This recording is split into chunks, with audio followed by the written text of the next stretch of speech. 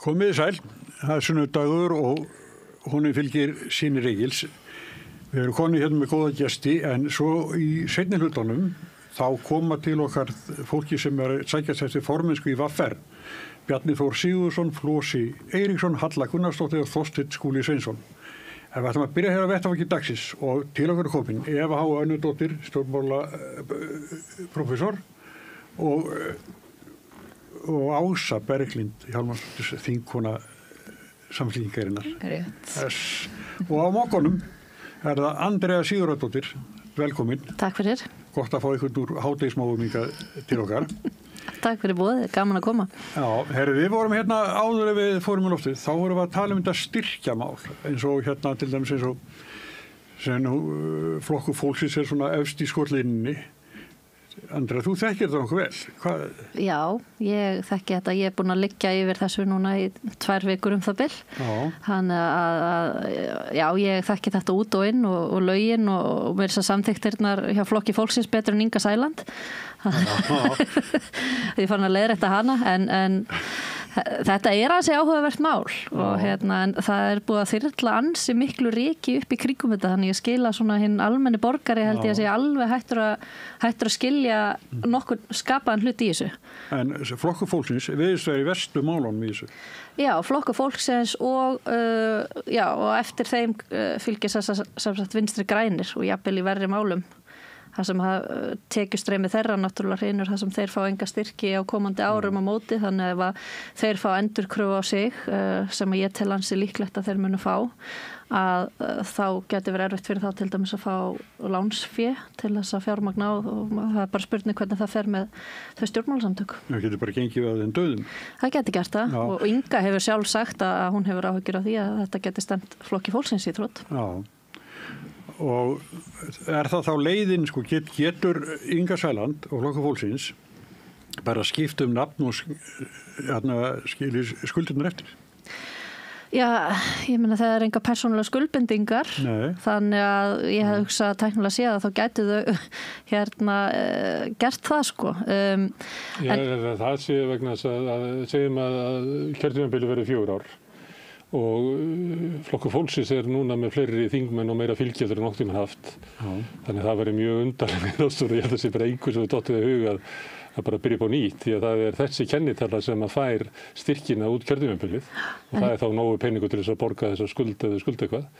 Því að þið muni eftir því þegar flokkur heimilanna bauð sig fram og þá var það gert á kennitölu sem við fengum lánaða hjá okkur bræðrum held ég sem að voru eitthvað pæli í pólitíka því að voru að drífa sig að bjóða fram og síðan þegar þeir náðu ekki ná þing en þau fengu styrk og þá tóku bræðurnir bara kennitöluna og tóku peningana og það frægt og ég held að þeir hafi bara játað því að meðal annars notuðu peningana til að fara á heimsmeistarmótið í fótbolta í Brasilíu og eitthvað fleira sko. Þannig að ég held að sé vel nýttir peningar. Já, en ég held að sé ef að flokkur fólksins þarf að endurgreiða það sem ekki alveg ljóst. Ég held að það sé nokkuð ljóst að þeim mun endurgreiða? Já, fyrir þessi ár það sem uppfylla ekki skilyrðin að þá held ég að það sé engin undankomu leið önnur en að þið opinbera verða að gera endurkröfu. Það myndi setja stórhættulegt fordæmi ef að þeir allt í einu ákveða allir aðrir þurfi alltaf að greiða en í þessu tilfelli þá ætlum við ekki að gera það því að þetta voru nú bara eitthvað svona smáatriði og þá erum við samt að tala löggjafann sjálfan. Þessi stjórnmálaflokkar eru hluti af löggjafanum sem setti þessi lög sjálfir sig sjálfa og uppfylla síðan ekki þau lög sem sett sjálfur sig sjálfa. Það væri... En upplýsingaskylda? Hvað segirðu? Upplýsingaskylda stjórnvalda? Já. Leiðbeiningaskylda? Já, það einhver leiðbeiningaskylda en ég myndi samt halda að hún sé minni þegar þú ert að tala flokka sem að setja þessi lög sjálfur. Inga Sæland var flutningsmaður af þessu frumvarpi. Hún var með mann í nefndinni, framkvæmdastjóra flokksins sem vann í nefndinni sem að bjó til þessa tillögu. Hún hefur sagt að sjálf í fjölmiðlum að hún hefði vitað af þessum formgalla og þau bara svona alltaf ætlað að gera eitthvað í þessu en gerði það svo ekki. Þannig að ég held að sé rosalega erfitt fyrir stjórnmálaflokka sem sjálfur settu þessu lög að bera fyrir sig að hið opinbera hefði átt að vera með einhverja leiðbeiningaskyldu. Og ég held að sé lágmarkskrafa á stjórnmálaflokka að þeir þeir þekki lögin sig sjálfa. Þetta ekki stór eða flókin lagabálkur. Ég litli... Framkvæmdastjórarnir sömdu lögin. Já, ég segi það. Sömdu lögin. Þeir sömdu, þetta nefnt þarna sem var að baka þetta og Vinstri grænir voru allt í öllu þarna sko og þeir uppfylltu sjálfur ekki skilyrðunum fyrir en seint á síðasta ári.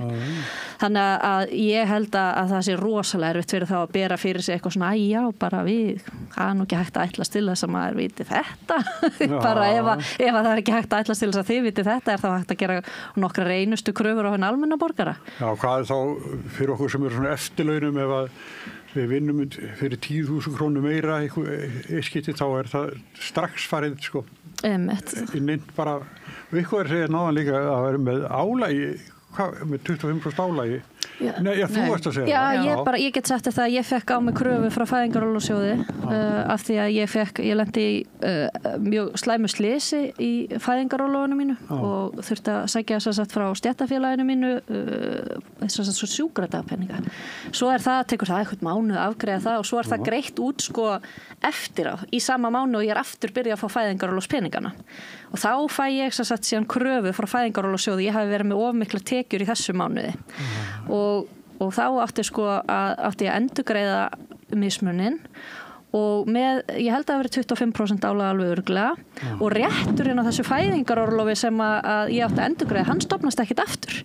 Þetta var alveg svívirðileg framkoma en sem betur fyrir þá gæti ég bara sýnt fram á að þessi greiðsla átti við manna tímabil og ég slapp með skrekkin þarna en hinn almenni borgari beittur hörku ef að hann uppfyllir ekki minnstu skilyrði. Það er ekki allir sem að geta varist, sko, þá þú hafi getað það, sko. Það er nefnilega máli. En í þessu máli náttúrulega, já, þetta er svona svolítið skrítið því hér er verið að tala hvort að sko stjórnmálaflokkur sé stjórnmálaflokkur. Já. Og eins og við ræddum áðan, þá eru lög stjórnmálaflokka þau að þau búa sig fram til Alþingis og nái kjöri, það gerir stjórnmálaflokk. Þannig ég held að sé margt sem að þarf bara að skoða í þessu. Þetta er náttúrulega mistök sem átt sér stað í stjórnsýslunni og hjá fyrir stjórnvöldum og það er búið að gefa það út núna að þetta verði bara skoðað. Og við erum ótrúlega spennt að fara að snúa umræðin í aðrar áttir heldur það hvort að stjórnmálaflokkar séu stjórnmálaflokkar og týnd skópur og tilfinningaleg tengsl við fundaherbergi og fara að tala mál sem að snerta hag almennings í þessu landi, sko. Mér finnst þetta samt rosalega mikil einföldun á málinu því þetta snýst ekkert að vita allar flokkur fólksins er stjórnmálaflokkur og að lögum er stjórnmálaflokkur en hann er það ekki að rekstrarformi. Hann hefur ekki skila ákveðnum bara grunn upplýsingum sem að þarf að skila til þess að hljóta þessa styrki og fyrir mér er það bara alvarlegt mál. Lög sem að hann átt að þekkja. Eitthvað sem að hann tók þátt í að setja sjálfa sig og ef það var eitthvað bara svona þú veist, hann er nú stjórnmálaflokkur, það snýst ekkert það, vita allir hann er það en þau uppfylltu ekki lágmarkskröfur upplýsingaskyldu og gagnsæi sem er rosalega mikilvægt í meðferð opinber fjár þegar það verið að veita fleiri 200 milljóna af opinberu fé til flokka að þeir allavega gangist við því að skila af sér þessum lágmarksupplýsingum og gögnum í nafni gagnsæis þannig að það sé hægt hafa það sem að markmið lagana er að eftirlit með meðferðinni og aðhald almennings og þetta eru bara ofboðslega mikilvægir þættir og mér finnst einmitt að ríkisstjórnarflokkarnir allir hafi komið saman og gert rosalega lítið úr því sem að þetta mál snýst Við erum nú með stjórnmálafræðingu í borðið. Hvað finnst þér þetta? Ég tek undir bara mjög margt af því sem hefur komið hérna fram og það meina til dæmis það að við viljum ekki endilega setja fordæmi með því að láta þetta slæta. Kannski er eðlilegast að dómstólar skeri úr þetta á endanum. Það er verið að tala mögulega... Hver ætti að fara með það fyrir dómstól? Nú er ég ekki lögfræðingur, en það eru þá væntanlega bara einhverjir lögaðilar eða ef að flokkurinn er krafinn endurgreiðslu hvort að hann getur þá farið... Það ráðuneytin neita að borga og þá verði bara flokkur fólksins að sækja það í dómsal. Já, allavega mér finnst þetta alveg punktur sem er verðt að velta upp þar að segja hver á að taka ákvörðun hvernig þetta verður leitt til lykta. Á þingi að gera það? Nei, það væri svolítið skrítið eða á framkvæmdavaldi að gera það væri líka svolítið skrítið. Þeir eru að gera það. Getur við að rannsóknarskylda hins opinbera, þeir hafi klikkað, ekki endilega þau hafi haft leiðbeiningarskyldu, heldur þau náttúrulega líka rannsóknarskyldu þegar þessum gögnum er skila inn og þau fá peningin. Og sumir segja einmitt að sé kannski, við viljum fara að ræða málefnin og hætta að tala um þessi tæknilegu atriði En þetta tæknilega atriði bara gríðarlega mikilvægt þannig að það mikilvægt að flokkarnir að fá fjárframlög frá ríkinu og það svona undir merkjum lýðræðis og gagnsæðis og allir geta átt svona jafna möguleika og geta búið sér fram. En þá verður náttúrulega líka að vera eftirlit og þetta verður að vera í ferli og fólk á ekki að geta að fara á heimsmeistarmót í fótbolta til þess að eyða þeim peningum. En framkvæmdavaldið að taka svolítið ákvarðanir í þessu. Þau deildu út samkvæmt lögum, urður að deila út styrkjunum held ég fyrir 2015 eða ekki í janúar. Þau deildu til allra. Eins og að Flokkur fólksins ætti að fá styrk en ekki til Flokks fólksins og þeir ætla að bíða líklega, ekki landsfundurinn einhvern veginn í febrúar eða mars og þá ætla þau að laga þessar samþykktir sínar og þá kemur náttúrulega svolítið svona úrslitastund hjá nýjum fjármálaráðherra hvort hann láti Flokk fólksins fá peningi þá eða hvort hann gerir það ekki. Já, það alveg skýrt að það á að skoða þessa ferla og fjármálaráðherra og fjármálaráðuneytið að skoða það eins og ég skil þetta. Þannig að það hann hefur talað mjög skýrt það að það sé til skoðunar, hann sé bara með málið sínu borðið. Sko. Það enginn að fara að sópa sig undir teppið þó við séum þreytt á að ræða hvort stjórnmálaflokkur sé stjórnmálaflokkur og það bara eins og ég segi, bara mjög skýrt að það á að skoða þetta mál. Þannig að þannig er fólk að axla ábyrgð myndi ég segja á þessum mistökum sem þarna voru mögulega gerð. En þurfið ekki að venjast bara að vera með Ingu Sælandi í ríkisstjórn og það verður svolítið sláttur í kringum hana alla tíð. Já, ég myndi veiða það sko. Já, örugglega. Það alltaf að búið að vera að næga að taka á þessum rúma mánuði. Já, hún mjög hvatísk konan sko. Já, hún bara svona annara tegundar, hún ekki alveg tamin svona sem stjórnmálamaður og það rekst á við bæði opinbera og fjölmiðlana og svo leiðis, ég meina það sem að fólk hrifið af Ingu Sælandi, hún ekki hún svolítið öðruvísi. Davíð Oddsson sagði einu sinni að það kæmi mjög snemmi ljós sko hvaða ráðherra verða húsvanir og ég hugsa að hún verði það ekki. Svona eins og bara heimiliskötturinn og sem ráðherra sko ná ekki að stjórna vegna embættismanna sem vinna með þeim en ég hugsa að Inga Sæland hún fer alltaf ekki þá leiðina sko hún örugglega klórar sig gegnum veggina þeir verða þarna. Já, mér fannst nú Inga Sæland líka sína nýja hliða á því hvernig ráðherra getur auðmjúklega beðist afsökunar á misgerðum sínum eins og í þessu máli þetta blessaða skópar sko. Já, ef ég hef eitthvað sagt eitthvað það var nú reynda þannig. Já, mér fannst hún vera bara innlega sinni afsökunarbeiðni sko. Ég verð nú bara að segja það. En í orðunum, ef þú lest það, þá þetta afsökun. Ef að ég hef gert eitthvað að mér þá... Ég var að upplega þetta svona. Já, en hún sagði líka, ég sé núna ég hefði þurft að telja upp á 86. Þú veist, hún gekkst alveg við því og ég hef trú á Ingu en eins og ég segi, hún náttúrulega bara að fóta sig inn í hlutverki og ég bara... Ég hef trú á því að hún muni vinna þessa vinnu vel. Hún þarna að standa vörð hagsmuni þeirra sem hún hefur talað hæst fyrir. En eitt sem að hún hefur sagt, hún hefur látið eins og hún þessi bara ofsóknir frá Morgunblaðinu. Og ég séð margar svona taka undir það að Morgunblaðið sé bara með Ingu á heilanum og Morgunblaðið ætlar að ráðast á sko veikasta hlekkin í ríkisstjórninni. Það hefur verið að finna styrkjónum, símtölum hennar, bussónum hennar eða hvað það heitir sem hann var í þegar ríkisstjórnin tók við. Hún eiginlega Smartland fjallar Ingu Sæland eins og hún fjallar held ég alla með óvægnum hætti sko ég vona hún sé ekki að horfa á klæðabyrður á mér hér í dag. Þú ert blaðamaður og ég menna blaðamenn lifa svolítið við þetta að þeir skrifa fréttirnar og það er að meta þær en svo er líka alltaf metið samingi fréttanna af hverju verið að skrifa þetta frekar eitthvað annað. Já, en svo ef þú skoðar líka aðra fjölmiðla, ég sá einhver búin að taka saman eitthvað svona alla fréttirnar undanfarna daga og ég man eitthvað bara til að slá inn Inga Sæland á vísi.is og sjá undanfarna daga hvað margar. Hún er bara búin að vera fyrirferða mikil í umræðinu. Þetta kemur þetta styrkjamál upp sem er mjög alvarlegt mál og áhugavert og vekur mikla athygli og það er bara eðlilegt að það sé skrifa það og því sé fylgt eftir. Svo kemur þetta skómál og veka athygli á því að það var vísi.is sem átti uppáða því ekki mbl.is en auðvitað er það mál sem mbl.is segir frá líka og Morgunblaðið vegna þess að það er það líka stórt mál. Mjög sérstakt mál. Já, og svo kemur upp þetta með mjög sérstakt smámál. Mjög sérstakt smámál, en ég hugsa nú að það mál sé nú bara mestu frá, en svo það þarna varandi strandveðarnar og hann Sigurjón Þórðarsson, svo kemur það upp sem að hann þau einhvern veginn fá þarna inn í þessa stefnu yfirlýsingu stjórnvalda að stórauka í rauninu veru strandveðar, en maður sá það að Hanna Katrín, hún var ekki meðvituð það að þetta hefði áhrif á Sigurjón Þórðarsson sem að taka við formennsku atvinnuveganefndar með beinum hætti sem að hefur tekið á strandveðum. Hann líka skráður svona, hvað hagsmunni, hann hafa þetta fyrirtæki í hagsmunaskrá hans inn á alþingi.is. Já, ekki undir tekjumyndandi. Nei, það ekki. Hann ekki verið á já, var hann ekki 2024? Já, hann var allavega núna í sumar var hann en þetta skráning frá 2023. Það í góðu lagi, en mér finnst þó skrítið að það hafi verið gengið þarna að þessu borði að skrifa þessa stefnuyfirlýsingu og að fulltrúar hinna ríkisstjórnarflokkana hafi ekki verið meðvitaðar þessa hagsmuni og hann sé settur síðan yfir þessa nefnd. Ég get alveg, ef ég væri Hanna Katrín þá væri ég ekki dóalega glöð með þá stöðu sem að hún í rauninni sett í þegar hún síðan spurð út í þetta, hún veit bara ekki neitt málið. Þetta 4. eða 3. partur í þessum bát sem hann á. Helmingur, það ekki? Á móti konu sinni? Nei, ég las bara, hann ætti, Já, ég þekki þetta mál ekki alveg nógu vel, en ég sé bara að hann sagði sjálfur frá því að þessi hagsmunaskráning sem liggur fyrir frá því að hann kom inn sem varaþingmaður. Þingmenn eru þessa dagana að uppfæra hagsmunaskráningar sínar og þannig að við ekki bara sjá aðeins.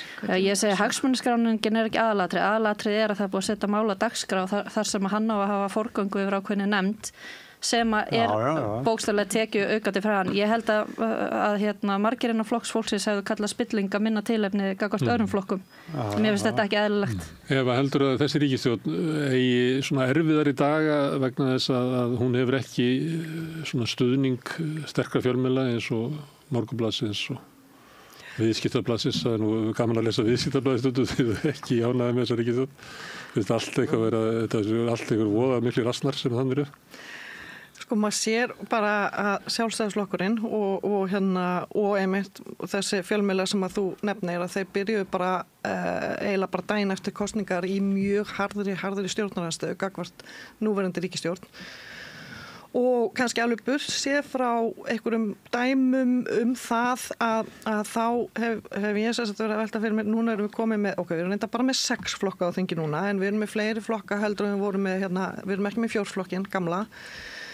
Og það er meiri óstöðuleiki í úrslitum kosninga, það eru meiri sveiflur á milli kosninga og og hvernig ætlum við að láta það ganga upp? Við erum með 3 flokka í ríkisstjórn, búin að vera með það síðan 2017. Hvernig ætlum við að láta þetta ganga upp þannig að það komi sem best út fyrir kjósendur, alla kjósendur.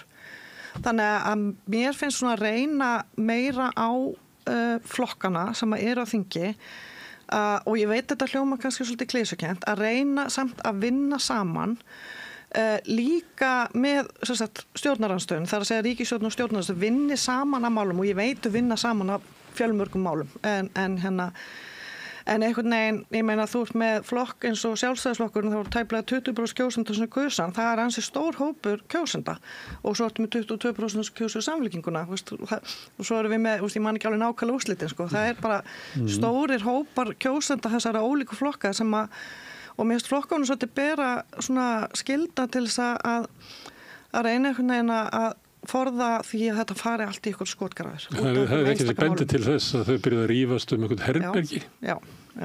Það er bara öll tækifæri notuð. Já. Til þess að. En varðandi að vera með svona fjölmiðla móti, er það ekki bara frískandi og hressandi fyrir ríkisstjórn að vera með öfluga andstöðu? Jú, ég er ekki að segja það, ég ekki veita aðhald, alls ekki. En og auðvitað fjölmiðlarnir gríðarlega mikilvægir í bara eftirliti og aðhaldi og gagnrýni, ég er ekki að segja þetta, allir vera já og amen. Og kannski í þessu samhengi er ég ekki að tala endilega fjölmiðlana heldur bara hvað flokkarnir þingir að gera. En var ekki samfélkingin bara stríða, þeir eru bara með einu þingmenni meira en Sjálfstæðisflokkurinn. Voru ekki bara... Nei, mér finnst þetta mál vera svolítið skondið, ég verður að segja það. Því að, þú veist, við erum náttúrulega að tala þarna rými í opinberri byggingu og rými í opinberri byggingu eru ekki í eigu neins annars heldur en almennings. og þannig verða að tala hvernig þau nýtast best starfinu í þinginu og eins og bara í Smiðju, nýja húsinu sem að við þingmenn erum með skrifstofunar okkar í og vinnuherbyggin, þar áttu sér stað umskipti í ljósi þessara úrslita í kosningunum. Það var náttúrulega algjör breyting, það algjör endurnýjun á flokkunum sem skipa stjórnina. Þannig að þeir sem að flokkar sem voru upp á 4. hæð, það sem í stjórnarandstöðu, þeir eru þar saman, þeir eru núna fluttir, þessi sem skipa ríkisstjórnina niður á 3. hæð og Sjálfstæðisflokkurinn. Er betra að vera 3. hæð? Nei, þetta er bara eitthvað svona, þú veist, ég veit ekki af hverju 3. og af hverju 4. en þetta er bara þarna gengur þetta út af það að flokkar sem mynda saman ríkisstjórn eru saman, þeir eru nálægt hvort öðru. Og það er það sama og við verðum að tala í þessu máli, að með þessu herbergi þá er hægt að hafa flokkana sem að mynda stjórnina í kallfæri, svo kölluðu, þó svo enginn sé kannski kall á milli herbergja, en þá er bara gott að vera með sameiginlega vinnuaðstöðu. Og þessar reglur eru auðvitað sem að verða vitna í voru búna til 2016 og ég held að forsætisnefnd muni bara endurskoða þær núna þegar hún kemur saman. En í hvað átt til þess að ná herbyggina af Sjálfstæðisflokknum? Þetta breyta reglum til þess að ná.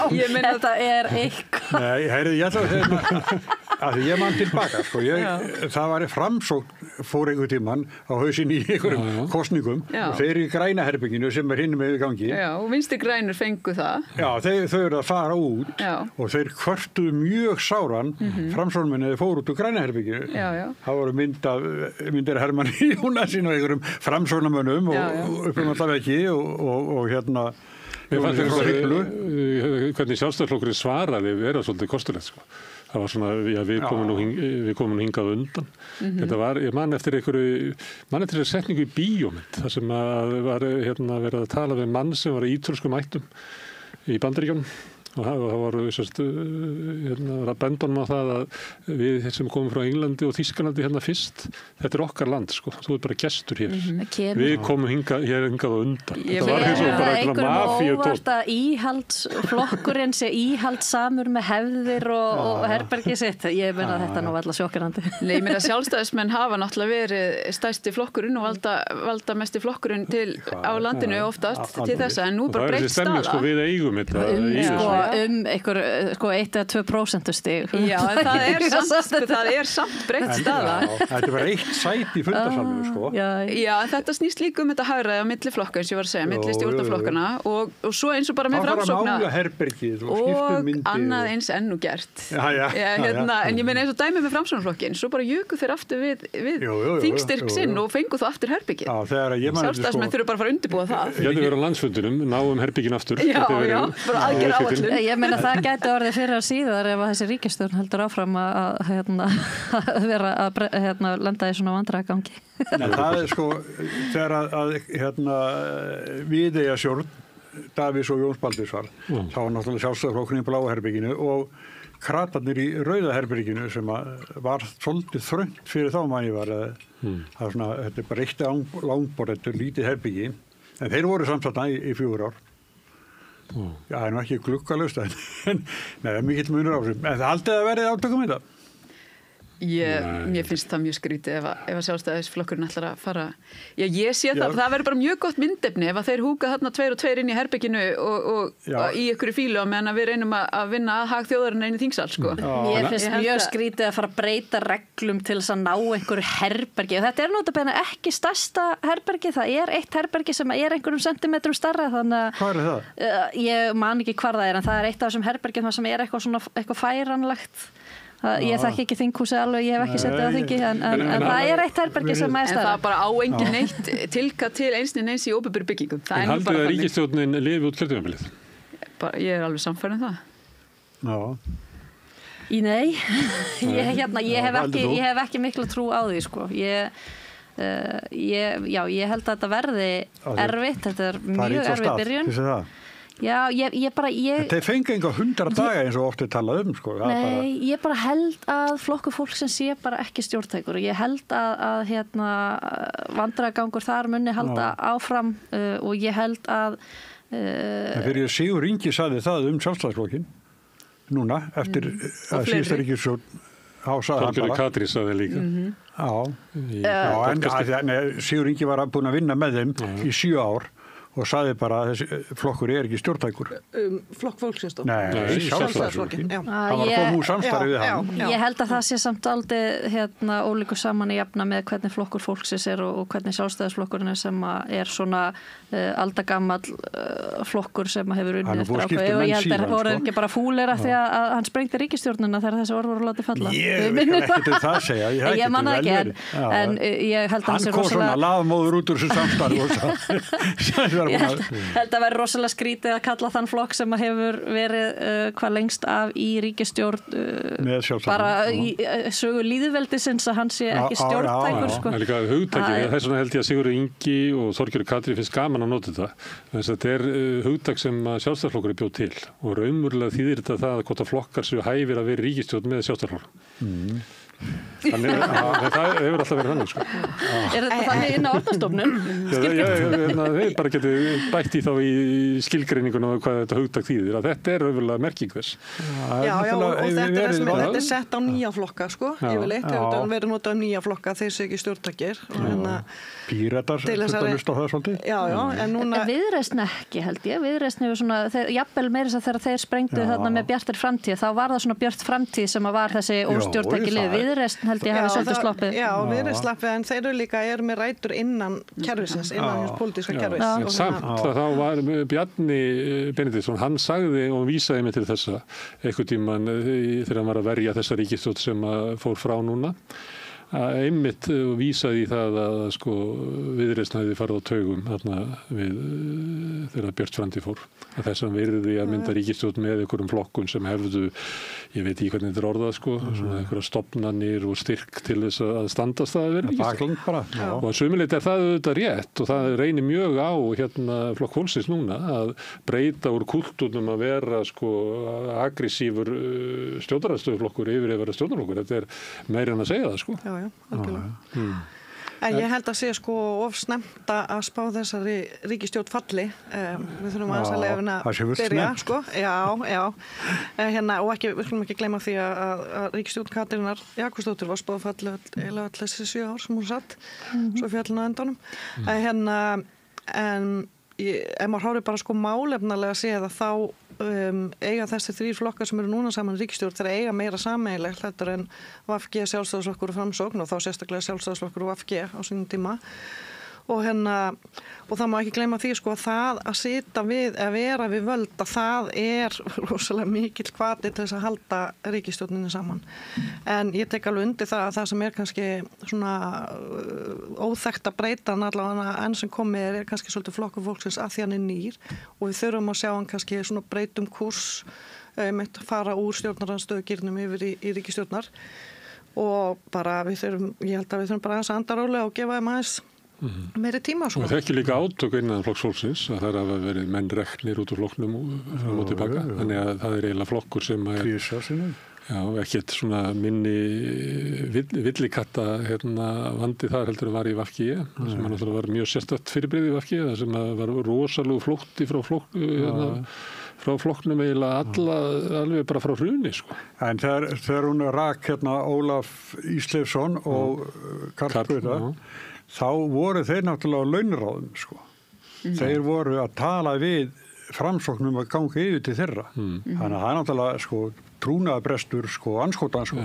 Sjálfstæðismaður ákveð ekki Gunnar Thor þótt að mynda ríkisstjórn með öðrum. Nei. Þannig að það er allt til í þessu sko hvernig þú heldur saman flokk. En svo aftur hvernig þú fór núna með Jakob og Tomma, það var aftur annars mál sko, alltaf öðru vísi.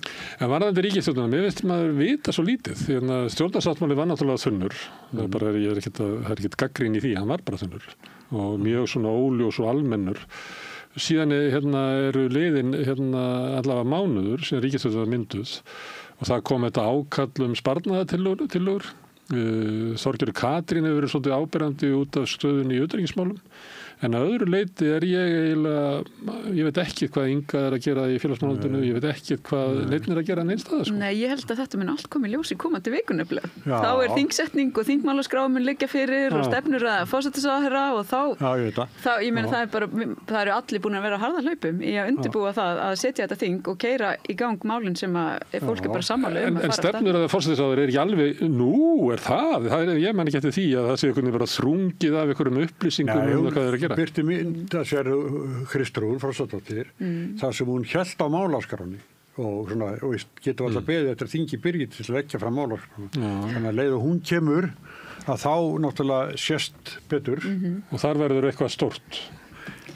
Já, það bara verið að fara að byrja að vinna að þessum málum sem að við höfum talað fyrir. Það er náttúrulega fyrsta lagi að taka eftir stjórn og efnahagsmálum og það verður náttúrulega, já, þessi tíð síðustu ríkisstjórnar var til þess að það var lagður ofur skattur á heimilin með þessum miklum vaxtakostnaði sem allir er búin að þurfa að finna fyrir og þarna á bara að taka til hendinni og svo verður húsnæðismálin, þar eru bæði bráða aðgerðir og langtíma aðgerðir sem er verið að vinna í.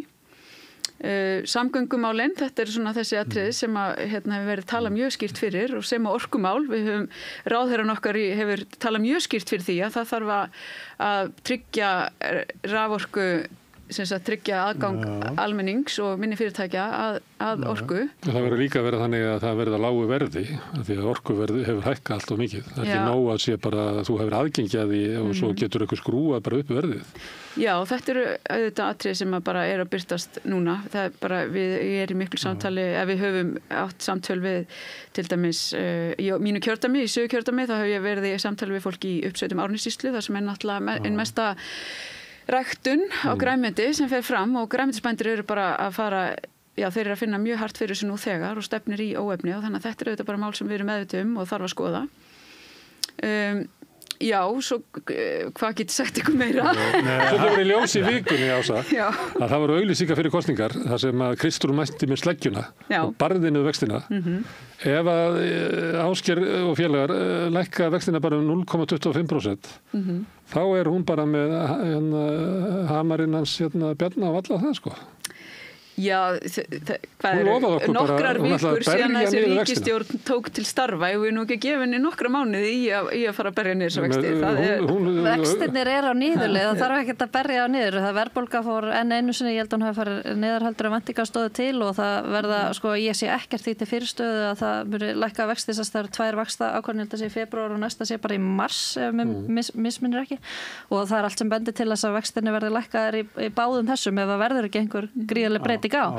Það sem ég hef mestar áhyggjur af í þeim efnum er sko í þessari þunnu stefnuyfirlýsingu að þá er samt alveg hellingur af útgjaldaliðum, sko, hagræðingarliðirnir eru mjög þunnir, það kemur vonandi eitthvað út úr vinnu almennings þar, en útgjaldaliðirnir eru þannig að maður svona veltir í fyrir sér svo ég vona að þetta takist bara af heilum hug. Við erum öll á þessari sömu flugvél saman Þú ert ekki fylgjandi háum vöxtum? Ég er ekki fylgjandi háum vöxtum og ég vona að það takist að jafna þessi útgjöld sem eru í stefnuyfirlýsingunum með hagræðingaraðgerðum en við höfum alveg eftir að sjá útfærslur á þessum hagræðingaraðgerðum og það verður áskorun. Ég hugsa að ég geti þurft að enda á að selja Landsbankann. Kristrún var að lýsa yfir að það En það er eitt samt sem að ég er ótrúlega forvitin af því ég hlustaði sko á Sigurjón Þórðarsson í Bítinu og svona af stefnu yfirlýsingur að dæma þá hélt maður þessar 450.000 króna lágmarks tekjur eftir skatt til aldrar og öryrkja að það væri komið út af borðinu en hann hélt í fullum fetum fram þarna í Bítinu að það lofvörð yrði uppfyllt á kjörtímabilinu. Er það eitthvað sem allir eru sammála eða ég bara reyna áttum á því að það er útgjöld svo geta haft líka ákveðin ruðningsáhrif inn á vinnumarkað. Bakvið þess þá tölu er fólk sem að hefur að bara skýtt í lífinu Algjörlega. Og við verðum að gera eitthvað fyrir þetta fólk, það er ekki hægt að rækta bara fátækt hérna. Algjörlega.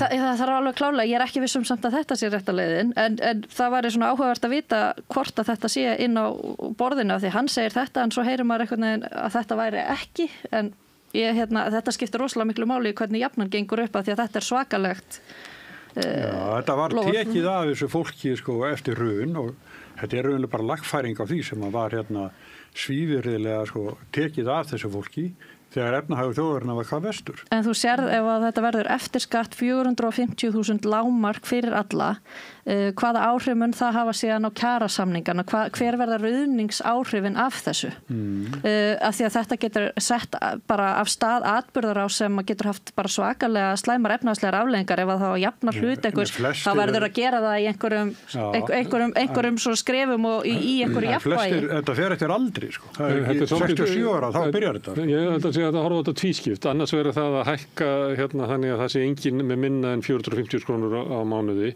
eftir skatta, sem er náttúrulega gríðarleg kjara bót fyrir tekjulága og smitast út í þetta er ekki þannig að lægstu laun séu þarna.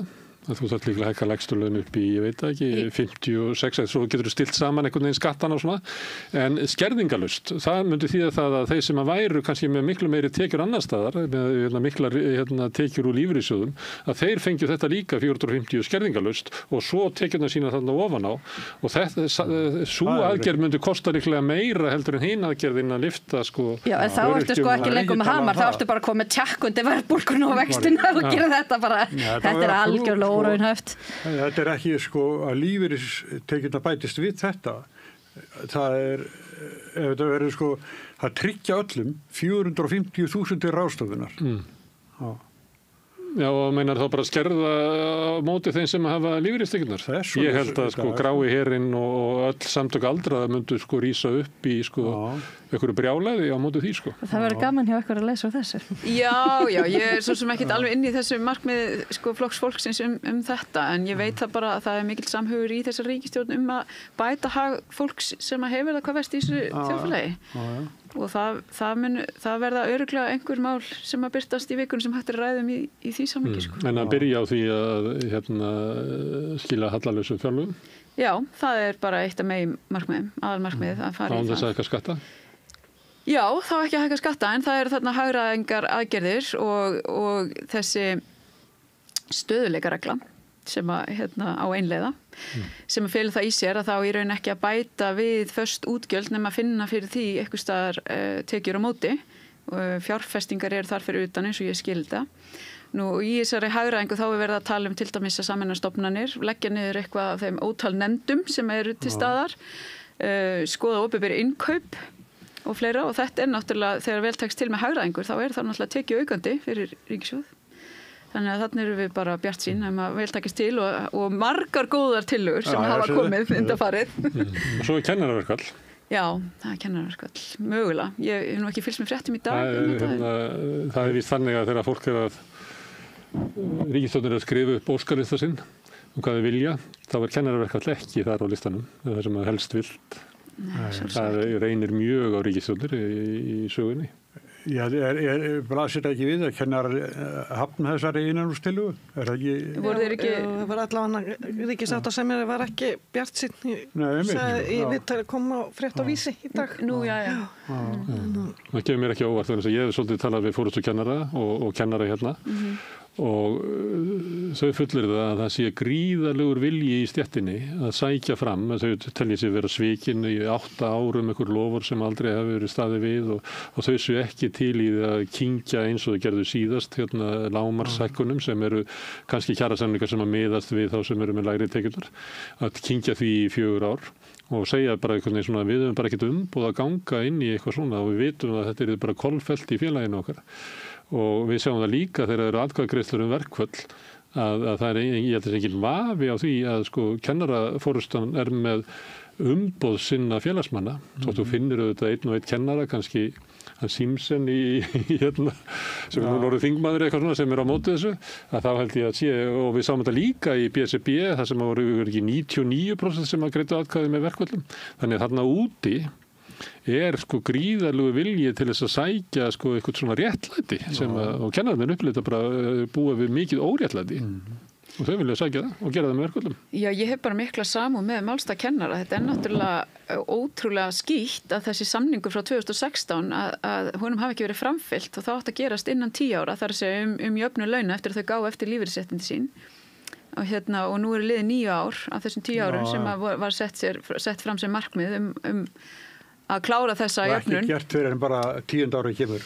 Já, eða ekki, skiljum, ég veit það ekki alveg, en ég hef bara mikla samúð með þessu, mér finnst, þú veist, ég skil alveg þau upplifir sér svikin. En þá er það náttúrulega ríkið, af því að þetta sveitarfélögin eigi fyrir þessu, sko. Þannig að það þarf að ríkið þarf að koma inn í þetta, ef að mæta einhverju liti kröfum kennara, þá verður ríkið að stíga inn. Og mér finnst talandi ríkisstjórnina og þessa hundadaga eða hvað heitir það, sem hann á að eiga inni. Mér fannst það skrítið að sjá menntamálaráðherrann á handboltamóti og einhverju ráðstönd í Póllandi og ég myndi líta á þetta sem bara eitt stóra verkefni sem að ný ríkisstjórn á að taka í hvernig ætla að leysa kennaradeiluna. Og ég hafði eitthvað orðið varfið það að ríkisstjórnin sé annað en bara að fylgjast með þessu svona. Já, forsætisráðherra talað að hún hefur átt samtöl við ríkissáttasemjara en þetta eru samninganefndir að störfum, þannig að ég veit ekki hversu mikið ráðherrar eiga að grípa inn í. Þetta verður ekki leyst öðru. Það er nú verið flesta kjarasamningar og enda í stjórnarráðshúsinu. Er það ekki? Sérstaklega við opinbera starfsmenn. Já, við opinbera starfsmenn, já. Það er ósami við félag prófessora. Við erum að bíða eftir að félag kennara semmi og fylgja svo eftir því. Já, við erum bara ekki nógu stórt og öflugt félag eins og kennarasambandi. Þið hefur ekki haft sterkt verkfallsvopn. Nei. Það er orðin hefð fyrir því bara. Það er sömu í raun og veru sömu vonbrigði eins og KÍ með þessa jöfnun launa á milli marka og það. Og það tókst að semja við lækna og hjúkrunarfræðinga í fyrsta skipti síðan Guð má vita hvenær, 10 ára eða eitthvað. Já. En af hverju er ekki semja við kennara? Kannski gerist helgina. Já, ég vona það innilega þegar þetta er náttúrulega ekki gott fyrir neitt ef að þetta fer í þessi verkfall og allra síst börnin sem bara þurfa og eiga rétt á náttúrulega menntun og svoleiðis. En þegar við horfum við í þingið, þá er líka stjórnarandstaða, Sjálfstæðisflokkur, Miðflokkur og Framsóknarflokkur. Og hann eru nú svona einhverjir krossa sem að gangi ekki upp, eins og að Framsóknarflokkur og Miðflokkur verði eitthvað samstill í stjórnarandstöðu. Stjórnarandstaða velur sig náttúrulega ekki saman og það er ekki hægt að gera kröfu á stjórnarandstöðu að hún sé samstíga. Nei, en svo er Sjálfstæðisflokkur, hann er búin að boða mjög harða stjórnarandstöðu. Segist það eru góðir í stjórnarandstöðu sem ég held að sé ekki þetta eðast að Sjálfstæðisflokkurinn er mjög öflugur og grimmur stjórnarandstöðuflokkur. Já. Það er bara þannig. En það er svolítið óvanur í. Nei, ég meina það var 2009-2013. Já, það var þá sem að Bjarni sagði að við líki skila lyklunum. Já. Það var mjög ákafur. Það er eina sem ég man eftir stjórnarandstöðunni þá. Já, ég hef nú fundið fyrir bara góðum samstarfsvilja hjá til dæmis félögum í Framsókn og sem að náttúrulega tala fyrir samvinnu. Þannig að en varandi Sjálfstæðisflokkin þá bara hlökkum við til að takast á við málefni þingsins og málefni sem við erum að fara að leggja fram, en eins og Eva var að benda á þann, þá er það náttúrulega hagur þjóðarinnar ef það er hægt bara að vinna almennilega saman af því sem að skipti máli fyrir fólki í landinu og ég vona að það verði reyndin. Hefðu þið ekki viljað að hafa Framsókn í ríkisstjórninni eða hún hefði getað skilað nógu mörgum þingmönnum til að fylla upp í kvótan? Ég veit það nú ekki. Vilt þú þá færi flokku fólksins út? Það er svona talað það að svona í aðdraganda kosningana þá hafi þetta verið draumaríkisstjórn Kristrúnar og Þorgerðar Katrínar. Það var Framsókn. Flokkur fólksins sé ekki fyrsta val. Ég meina, er þetta ekki bara vitað? Jú. Þetta hljómar allan mjög sannfærandi. Hvernig var stjórnarandstaða síðast? Var hún alveg mikið til í að vinna með og allir bara saman? Það var sama þar. Það var Miðflokkurinn var svolítið. Það er bara gangur stjórnmáluna að stjórnarandstaðan á að sína ríkjandi valdhöfum aðhald. Það er bara mjög nauðsynlegt og ég vænti þess að sjá bara hörku og góða stjórnarandstöðu frá öllum þessum flokkum. Ég var hitt að tala fyrir því að það er einhver samstig stjórnarans, það bara alls ekki. En Sjálfstæðisflokkurinn er náttúrulega skiptu fórustu. Já. Sem er nú sögulegt. Formaður og varaformaður ætla ekki að gefa kost á sér. Og þá er bara allt opið. Og engi búin að bjóða sér fram. Þetta er eiginlega mjög undarlegt. Áslaug. Já, fyrir utan hana. Finnst ykkur það ekki skrítið að sé bara komin einn kandidat? Það kemur á morgunni hinn frá hvað Gulli ætlar að gera. Var það búin að segja það? Svara á mánudaginn? Nei, hann sagði nei, eftir helgi. Það er hann að spyrja mánudaginn, nei, bara fljótlega eftir helgi. Hann er svona mánudag, þriðjudag, miðjudag. Hún var ekkert eini í framboði en þetta er náttúrulega það er ennþá þó nokkra vikur til landsfundar og kannski er fólk svona að halda það vildi ekki byrja að slægin og snemma, það verða allir bara svo þreyttir allar að vera viku eftir viku eftir viku eftir viku í þessu sko. En er ekki hægt að skilja henni eftir eina þá eru bara Sjálfstæðismenn svona venjast tilhugsunin og hún taki við? Já, ég þekki það ekki hvort að það sé en ég reikna með að það komi frambúð núna í vikunni frá Guðlaugi Þór. Það kemur ofboðslega mikið óvart ef hann myndi ekki fara fram. Ég held bara að hann langi þetta of mikið. Þetta er búið að vera draumurinn hans síðan hann var 15 ára. Ég held að hann hafa sagt að það var 15 ára gamall þegar hann ákvað að verða formaður Sjálfstæðisflokksins og núna þegar Bjarni er farinn og stóllinn er opinn, þá kemur rosalega óvart að hann myndi bara nei, veistu, þetta er bara búið hjá mér. Þegar ég hef enga trú á því. Páll Óskar myndi neita að taka þátt í Eurovision. Það bara passar ekki. Sko, mig dreymdi fyrir nótt ég væri veislu hjá Guðrúnu Hafsteins. Ég held að túlka það þannig að hún bara muni standa upp í sér sigurveri. Já, þetta verður svona partí bara. En hvað er þessar kosningar? Það er náttúrulega persónur. En er þetta stefnu? Getur þú lesið það? Er munur á... Mér finnst Áslaug Arna, ég hlusta á ræðin hennar og það sem að hún sagði meðal annars, það eru breytingar, núna getur maður bara verið í fermingavislunum og tala að maður sé hægri manneskja verið ekki fyrir árásum, sem að mér skrítið að heyra vegna þess að það var alltaf þannig í gamla daga að þú, það var eiginlega komst næst í að segja ekki neitt að vera sjálfstæðismaður, það voru alltaf hinir sem að voru með puttan á bringunni að þurfa að svara fyrir sína skoðanir. Og svo sagði hann, maður getur hlutans að vera að ræða útlendingamál, sagði hann. Við sagði, Áslaug Arna var hún ekki stóð hún ekki fyrir fram að púltið hjá Ásmundi Friðrikssyni og var að púa niður á landsfundi þar sem hann var að setja útlendingamálin á dagskrá Sjálfstæðisflokksins. Þannig að ég held að hún væri svona fulltrúi, hvað myndi að segja, svona frjálslyndi hluti Sjálfstæðisflokksins. Já, minnst það þetta átt að með það. Ég veit hún er mikil frjálshyggju manneskja, allan að tala þannig, sko. En eitt af þessum að mér hefur fundist áhugavert að fylgjast með henni er að það var bara verið, hún búin að vinna þessu formannsframboði bara leynt og ljóst í örugglega miklu lengri tíma heldur hún að ég ger mig grein fyrir. Og hún verið setja tónin með sko að hún ætlar að reka harða hægri stefnu, talar að fara aftur í rætunar og þau eru að tala svolítið öll það af því að flokkurinn er ekki í ríkisstjórn. Ræturnar er það ekki svona kristileg demokratískar rætur Sjálfstæðisflokksins? Svona Bjarni Ben eldri og sá tími, er þetta ekki svona, þetta er ekki hægri? Það hefur verið lengi þessir armar frjálslyndis og íhalds í flokknum, svo myndi koma þeir saman og skapa gott jafnvægi. Já, og svo bara, þegar ég er að tala um frjálshyggjuna þá er ég að tala um frelsi markaðarins og svona frjálslyndi er svona oft, það er oft talað um það svolítið svona óljóst, það er margt sem fellur sem það er undir. En ég held að auðvitað snúast þessar formannskosningar eins og alltaf persónur og ekkit endilega, hvernig, ekki endilega svona engalíf fólks heldur bara hversu mikla hæfni þau hafa í þetta starf. Og tón og blæ, eitthvað. Já, og þetta hlýtur líka snúast það bara hver verður svona vænlegu kostur fyrir flokkin að leiða flokkin í stjórnarandstöðu.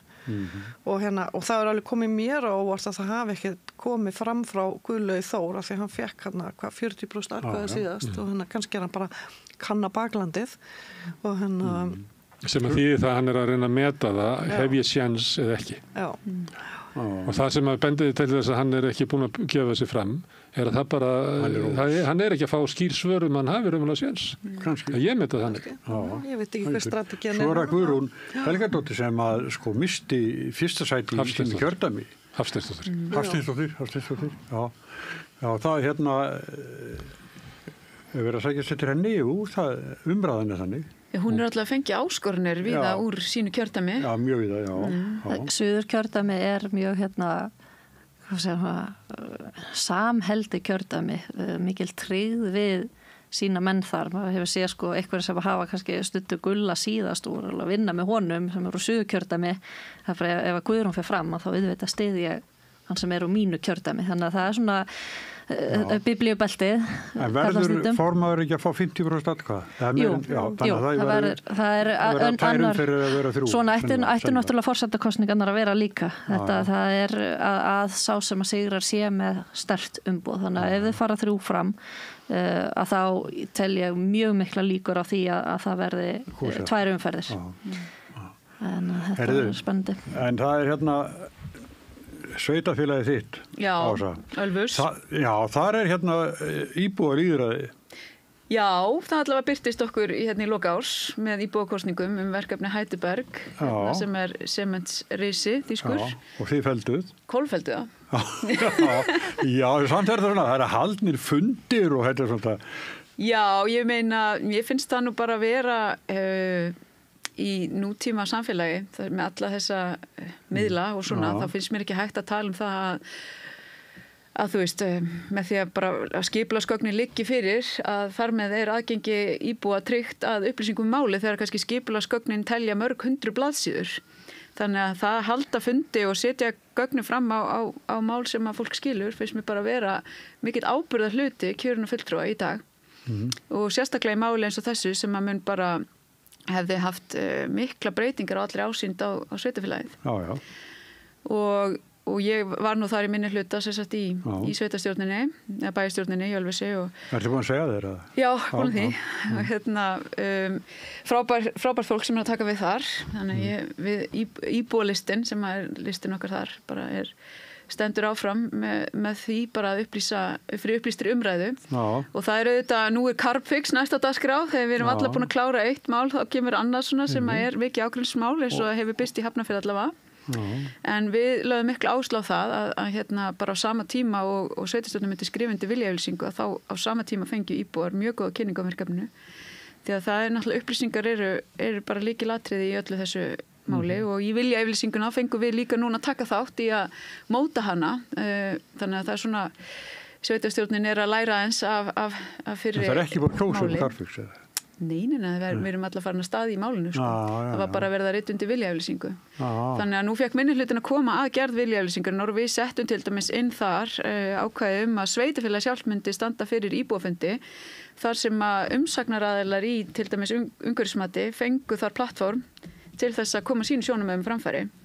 Af því að þetta getur ekki verið einhliða þó svo að sumi telji verkefni bara vera mjög gott fyrir umhverfið og ég sjálf ekki búin að mynda með skoðun á þessu að þá bara mikilvægt öll sjónarmið í svona stórum málum fá að heyrast og í þessu máli þá geta líka íbúar fengja kjósum, það kemur fram í viljayfirlýsingunni eins og þeir hafa sannlega rétt á samkvæmt samþykktum þú veist ef að 20% íbúa kalla eftir íbúakosningu þá ber sveitarfélaginu verða við því tiltekið mál sko.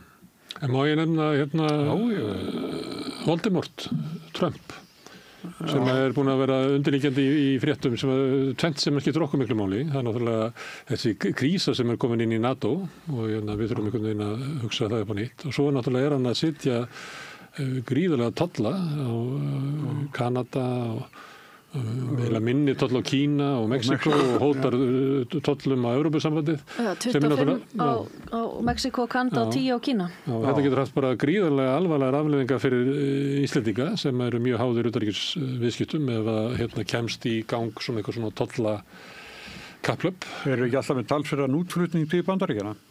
Jú. Ég held að þetta sé eitt stærsta viðskipta einstaka, en Evrópusambandi í heild miklu starra en Já, en það alltaf einhver fiskur og líka síðast þegar ég vissi var dollarinn sko stærsti útflutningsskjaldmiðillinn, hann stærri heldur en evran því að það eru olíuviðskipt og fleira að fara fram í dollar þótt að við kaupum frá Nóri held ég mesta olíun En hvað erum við ekki bara að sigla inn í tíma Trumps og ég meina það ekkert ég meina það margt sem að bendi til þess að þetta verði þróunin í heimsmálunum bara Já, hann hefur allavega svona sett skífu líka á ESB. Ég held að ég býst fastlega við því að hann muni setja tóll á Evrópusambandi líka og af einhverju ræðu sem að ég hlustaði á núna bara held ég í gær að þá sko hugmyndin hérna hjá Trump og félögum að tolla alla sem að vilja fá aðgang að bandaríska neytendamarkanum til þess að bara sko hugmyndi þeirra þannig að bara fella niður skatta á bandaríkjamenn og þannig að velferðarkerfi og annað í Bandaríkjunum verði bara fjármagnað sko af þeim sem vilja aðganga neytendamarkanum. Þetta alveg, þú veist, já, ég skal ekki segja. En hann sagði að Mexikanar myndu borga sko vegginn sem hann reisa, múrin. Hann alltaf haldið þessu fram að það sé að hann með eitthvað triks að láta alla borga fyrir okkur. En ég hef ekki séð neitt svona taka beitt undir það að þetta sé hægt eða hafi verið gert í sögunni eða... Samningsstaða Bandaríkjanna gagnvart öllum bara gríðarlega sterk og hún með þetta ófriðar ástand sem er með innrás Rússlands í Úkraínu og svo það sem gerast fyrir botni Miðjarðarhafs, að það veikir í rauninni líka Evrópu sem að einhvern veginn þarf á Bandaríkjunum að halda í varnarmálunum sínum ef að Pútín skildi nú fara að útvikla sig eitthvað frekar og Bandaríkjun hafa verið að kvart undan því að Evrópuþjóðirnar hafa ekki lagt sitt á mörkum í að byggja upp bara einhvern veginn í gegnum árin bara svona ekki sem sagt lagt nógu mikla áherslu á að byggja upp sín herlið og varnarmál og ekki sett nógu mikið fjármagn í það heldur bara allir treysta Bandaríkin og það eru þetta ósangjant. Það eru þetta í rauninni skandall að Evrópa hafi svona vanrækt þetta hlutverk sitt í ljósi þess hver næsti nágranni er. Já, þeir hafa eitthvað verið að gera núna en það er nú bara vegna þess að Donald Trump hefur verið að snúa upp á andleikina. En á móti kemur þá að Bandaríkin náttúrulega bara stýrt stefnunni bara stýrt stefnu NATO. Og það er bara, NATO hefur verið að framfylgja svona einhverju mati Bandaríkin á sínum öryggishagsmunum, ég held að. Það er ekki sérstakir hagsmunir Evrópu að kljúfa á milli Evrópu og Rússland Evrópa hefði líklega sendt bara heilu breiðþoturnar af einhverjum diplómötum í að reyna að koma í veg fyrir stríð og eitthvað svona en Bandaríkjamönnum er bara ósátt um það þessi stríð í Evrópu Já, ég var nú viðurkenna að setja svona ugg að mér með allt þetta en já, líka bara Grænlands áhugi Bandaríkjanna á Grænlandi og vera afturkallar í réttindi settra hópa í Bandaríkjanum og svona alls konar sem bara setur ugg að manni og það er kannski líka þannig að það hefur reynda verið bent á það einmitt í fræðfræðingum og í félagsvísindum að við erum kannski að koma út úr svona frekar óvanlegu tímabili frá svona 1980-90 til svona cirka 2010 sem var svona kannski svona róleg heita tímabil svona að víða en að normi sé í raun og veru átök og við erum bara þessi kynslóð allan að þessi kynslóð sem bara ólst upp og þessi bara tiltölulega mikill friður í Evrópu og friður á vinnumarkaði og uppgangur og svo framvegis þannig að kannski bara ég er ekki að segja að þetta sé eðlilegt ástand en þetta virði samt vera eðlilegt ástand að það sé svona átök í heimsmálum og þetta ógnar öryggi og þetta býr til ótta og ekki bara efnaðislegan ótta heldur líka bara afkomu og fólk hugsar alveg til dæmis eins og með áhuga Bandaríkjanna og að kaupa Grænland og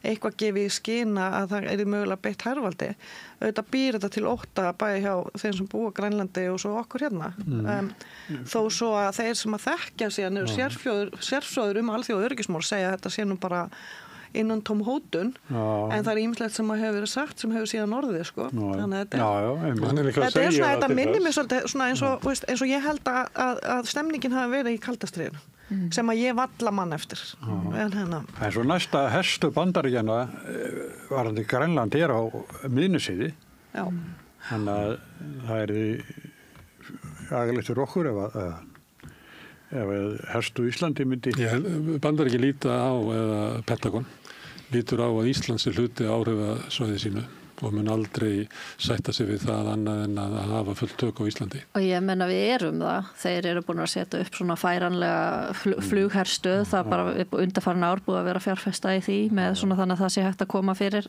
þarna og það er búið að vera að gera það víða Evrópu.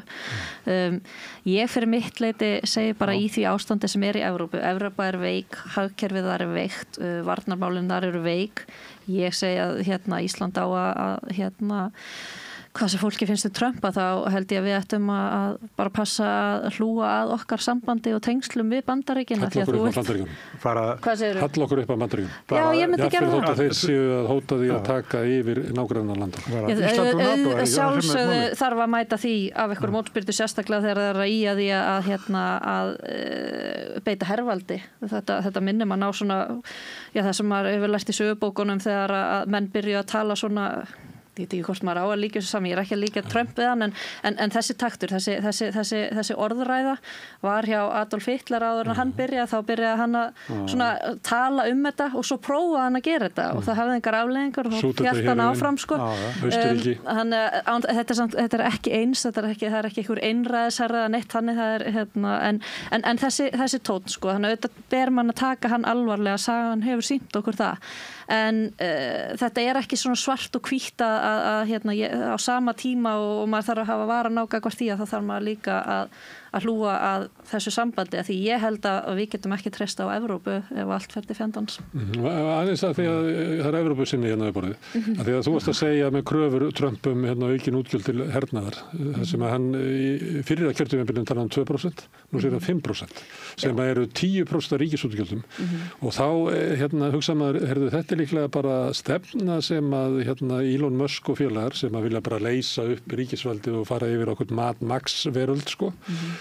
Að þeir hugsa sér svo að hérna Evrópa hefur komist upp með það að með því að greiða ekkert í varnarmál og hernað, að halda upp þessum velferðarkerfum sem að okkar fólk síðan alltaf að benda á að okkur takið ekki frá heilbrigðiskerfi eins og í Danmörku.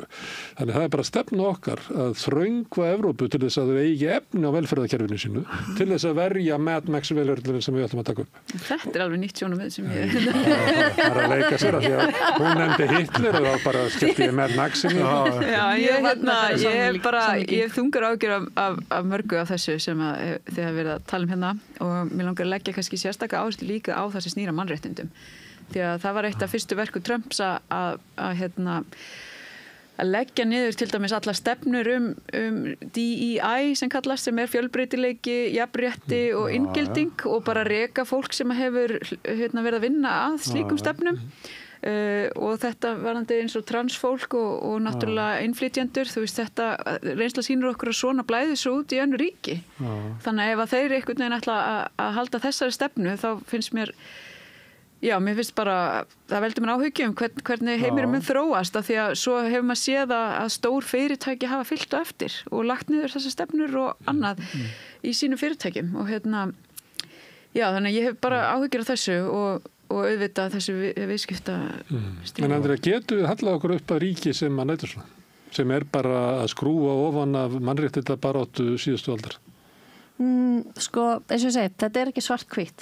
Það ekki hægt að horfa á bara í svona röri. Nei, ég held þetta sé það ekki. Við getum ekki bara út af því hvernig þeir að haga sínum innanríkismálum, við getum að sjálfsögðu að láta í ljós og fordæma að sjálfsögðu, en við getum, það væri algjörlega gali að við ætlum einhvern veginn að fara að fjarlægja okkur Bandaríkjunum. Ég held að sjá allir að það eru gríðarlega miklir hagsmunir sem að við eigum af því milliríkja sambandi, hvort sem okkur líkar betur eða verð. Við erum bara þessi litla eyja út í Ballarhafi, við getum ekki breytt því hvernig þeir nálgast hlutina því miður, en sko... En ef íslenskir ráðamenn að fara til Kína, þá viljum við að þau fari og tala mannréttindabrót þar. En okkur gildir ekki saman Bandaríkin? Við ættum alveg bara sjálfsagt að tala mannréttindabrót þar. Hvorki Kristrún eða Þorgerður Katrín, ég sé það ekki. Já, þau hafa til dæmis í þessu máli varandi Grænland, það hefur Kristrún og Þorgerður líka lagt áherslu á það að Grænlendingar sjálfur eiga náttúrulega að fá að taka ákvörðun sína framtíð. Og en eins og þú segir, þetta ekki svart-hvítt og ég tek bara undir það. Við erum með tvíhliða varnarsamning við Bandaríkin og við höfum ekkert annað í höndunum heldur en það núna. Þannig að og eins þessi viðskiptasambönd. Og við erum með fríverslunarsamning við Kína, við höfum átt í viðskiptum með Rússland og við eigum ennþá í viðskiptum með Rússland og líka bara bæði beint og óbeint sko, í gegnum önnur lönd sem að kaupa af þeim og selja svo okkur sko. Þannig að það alveg þannig að hagsmunir allar þjóða eru af viðskiptasamböndunum og það eitthvað sem að getur komið í veg fyrir allt hlaupi hérna í háa loft upp þá að við séum þá allavega að reyna að brúa þau bil þar sem að við náum saman og eigum sameiginlega hagsmuni. Einhver sagði það að svona forseta fyrir heimsfrið væri milliríkja viðskipti þar sem að báðir aðilar hafa hag af. Þessu kenning fjall náttúrulega bara í Úkraínu stríðinu. Þetta var það sem að Þjóðverjar reyndu að gera með því að hafa bara öflug viðskiptasambönd við Rússland og það myndi leiða til friðar. Þau voru svolítið einhliða, þau viðskiptasambönd og þú þarft líka að tryggja þínar, að þú sért ekki búin að setja bara valdið algjörlega og vera algjörlega undir annari þjóð komin í viðskiptum, sko. Það snýst ákveðið jafnvægi. Það sem er bestur okkur að eiga viðskipti við Bandaríkin og Kína og Rússland og bara hvert sem er. Og Evrópu. Þannig voru við í kalda stríðinu.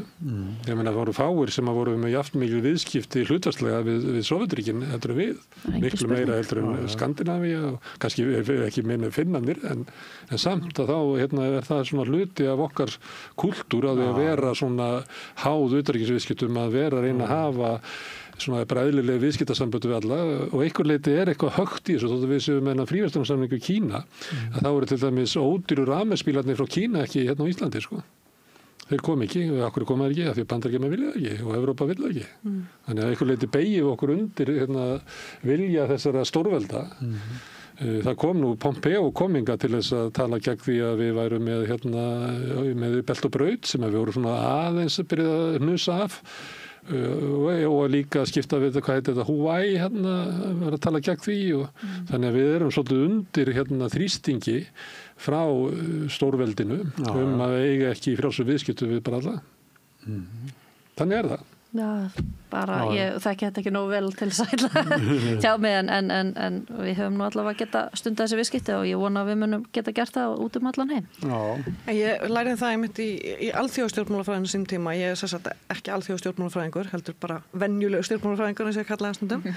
En þá lærði ég einmitt á sínum tíma fyrir 20 ára síðan að þá var þessi kenning með að samskipti á milli ríkja og þar með tali viðskiptasamböndum með dæmið sem að tekið þá var Kína að það myndi ýta undir lýðræði í ríkjum sem væri ekki lýðræði, þá þessu dæmi þá Kína og það hefur svo sannlega ekki gerst á þessum 20 árum og að samaskapi þetta með að það sé opin viðskipti á milli ríkja, það tryggir ekkit endilega heimsfrið en hins vegar sjáum við að ríki sem eru alvöru lýðræðisríki þau fara síður í stríð við hvort annað en þannig að þetta er í raun og veru mýta með að þessi opnu viðskiptasambönd tryggi heimsfrið og sérstaklega og það er alveg rétt sem að þú segir það er jafnvægi skiptir gríðarlega miklu máli og við á Íslandi erum svo sannarlega ekki í neinni yfirburðastöðu þarna þannig að við erum bara veik og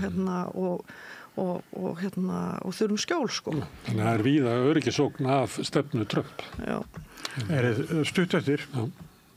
Þau eru komin fram fólki sem vil verða formaður VR og þú ætlar að ræða við eftir. Já, við ætlum að gera það. En þakka ykkur fyrir, Andrea, Ása og Eva. Takk. Og við erum östutlega og svo koma hingað formannsefnin í VR. Gerist áskrifendur á Samstöðinni og taki þátt í að byggja upp öfluga og róttæka samfélagsumræðu. Allt það besta er ókeypis.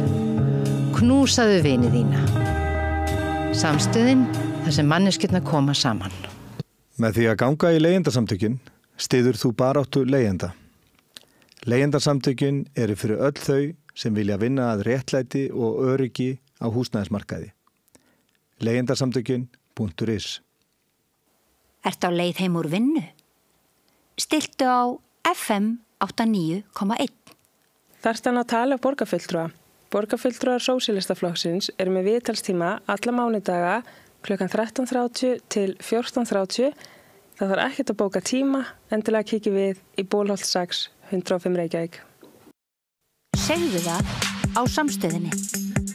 Samstöðin er í eigu hlustenda, áhorfenda og lesenda.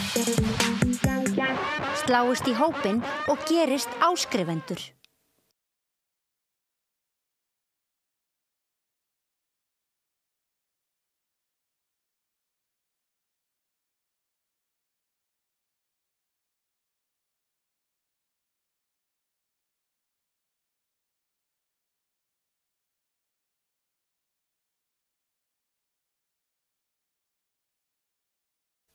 Allir þættir Samstæðvarinnar eru fáanlegir á öllum helstu hlaðvarpsveitum. Þarftu að tala borgarfulltrúa. Borgarfulltrúar Sósíalistaflokksins eru með viðtalstíma alla mánudaga klukkan 13:30 til 14:30. Það þarf ekkert að bóka tíma, endilega kikið við í Bólholt 6, 105 Reykjavík. Gerist áskrifendur á samstöðinni og taki þátt í að byggja upp öfluga og róttæka samfélagsumræðu. Allt það besta ókeypis. Fáðu þér vatn að drekka. Samstöðin þar sem manneskjurnar koma saman. Með því að ganga í leigjendasamtökin styður þú baráttu leigjenda. Leigjendasamtökin eru fyrir öll þau sem vilja vinna að réttlæti og öryggi á húsnæðismarkaði. Leigjendasamtökin.is. Segðu það á samstöðinni. Samstöðin í eigu hlustenda, áhorfenda og lesenda. Sláist í hópinn og gerist áskrifendur.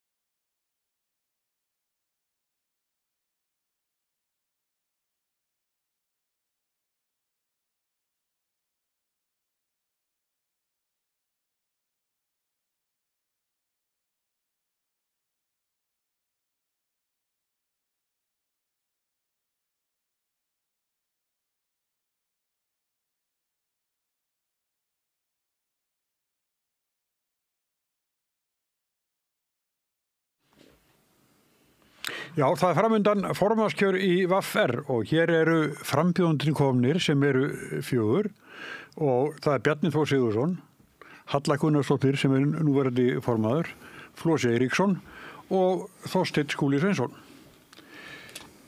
Já, ég ætla nú ekki að fara hver hafa svona kynningu en þú ert í stjórninni, eða ekki? Jú, við setjum stjórninni. Já, fleiri? Já, Halla. Já, fyrir utan alltaf formanni. Já. En sko... Þú búin að setja lengi í stjórninni, ekki? Ég er búin að setja hérna í stjórninni 12 ár, 12-13 ár, en verið viðlagandi félagi frá 2009. Þegar ég kom inn í trúnaðarráð. En það er ekki, umsögnarfrestinum hefur ekki verið lokað, þannig að það gerist ekki fyrir morgunum hjádeginum. Þannig að það má vel vera að það bætist við. Já, en þið 4 eru einn komin á þessan, þegar þú varst kjörinn varaformaður, var það ekki bara fyrsta skipti sem þú varst kosin í stjórn? Já, ég var búin að vera í stjórnin í ár þegar ég var kjörinn varaformaður. Já, þannig að þú er búin að vera það núna í 2-3 ár. Já, 2 ár, já. Og svo skemmtilegt að þú gefur kost á þér áfram. Já, ég ger það. Já, ég náttúrulega tók við formannskunni núna í byrjun desember þegar Ragnar Þór fór á þing og og þetta það náttúrulega hlutverk varaformans að geta tekið við ef slíkur aðstæður kom upp. Það var auðvitað óvænt. Við áttum ekki dóna á þessum kosningum og hvað þá að formaðurinn færi á þing en ég bara brást skjótt við og stökk hann inn. Og hef bara haft mjög gaman af og ég held að sé alveg gagna af mér líka Já, við skulum vona það. En Flósi, þú ert mikill félagsmálamaður. Já, ég hef verið fyrir síðan 2006 sem mitt stéttarfélag og hefur alltaf verið. Ég hef ekkert verið neitt mjög virkur í því. Ég hef verið tvisvar fulltrúi eða varafulltrúi ASÍ kom eitthvað slíkt. Ég hef komið af ýmsum öðrum félagsstörfum og svo starfaði ég í nokkur ár hjá Starfsgreinasambandi Íslands. Framkvæmdastjóri þar og tel mig hafa mjög margt fram að færa í þetta starf sem ég ætla að bjóða mig fram í klukkan 12 á morgun eða ganga frá því klukkan 12 á morgun. Bæði reynslu mín og þekkingu verkefnishreyfingun og félagsstörfum almennt. Sem er mörg. En Þorsteinn? Já. Hefur þú verið stjórn VR? Nei, ég hef aldrei verið stjórn, en ég var starfsmaður á VR í 14 ár og frá 2007 til 2021 og starfaði lengst af sem sérfræðingur í kjaramálum. Ég er menntálafræðingur og ég hef raunin nánast unnið alla mína tíð við kjaramál og vinnuréttamál og komið af samningum, kjarasamningum, báðum megin vel við borðið. Ég hef notið þeirra forréttinda að vera bæði vinnuréttamegin launþegar megin og atvinnurekenda megin. Þannig að ég tel að það sé mikill styrkur fyrir formann stærsta stéttarfélag landsins að hafa það. Einmitt þetta, þetta er stærsta stéttarfélag landsins en svo eru svona minni félag sem er stofnað til að undanferðu. Hvað heitir virðing til dæmis? Og svo svona svört atvinnustarfsemi, það ekki... Já, þú ert ekki að leyfa að kalla virðingu stéttarfélag, skilur. Nei, ekki við okkur hérna sem hér eru. Nei, en ég skil hvað þetta fara á og auðvitað er hvað ég segja, vegið af okkar, ef notum það vondóna vinnumarkaðsmódeli eða svona þessu fyrirkomulega sem við höfum haft hérna býsna lengi, að svo til all launafólk væri í stéttarfélagum, semdum kjör sín með einum öðrum hætti sameiginlega.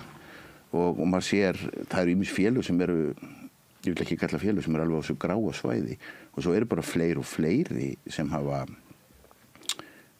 valið að vera ekki í stéttarfélögum sem ég held að sé líka áhugjefni að það er að vera sem flestir í hreyfingunni, þá verður hún öflugust og sterkust og svo getum við, ég held að við hljótum að vera alls saman að virðing er ekki stéttarfélag og ekki að fá það heiðursnafn.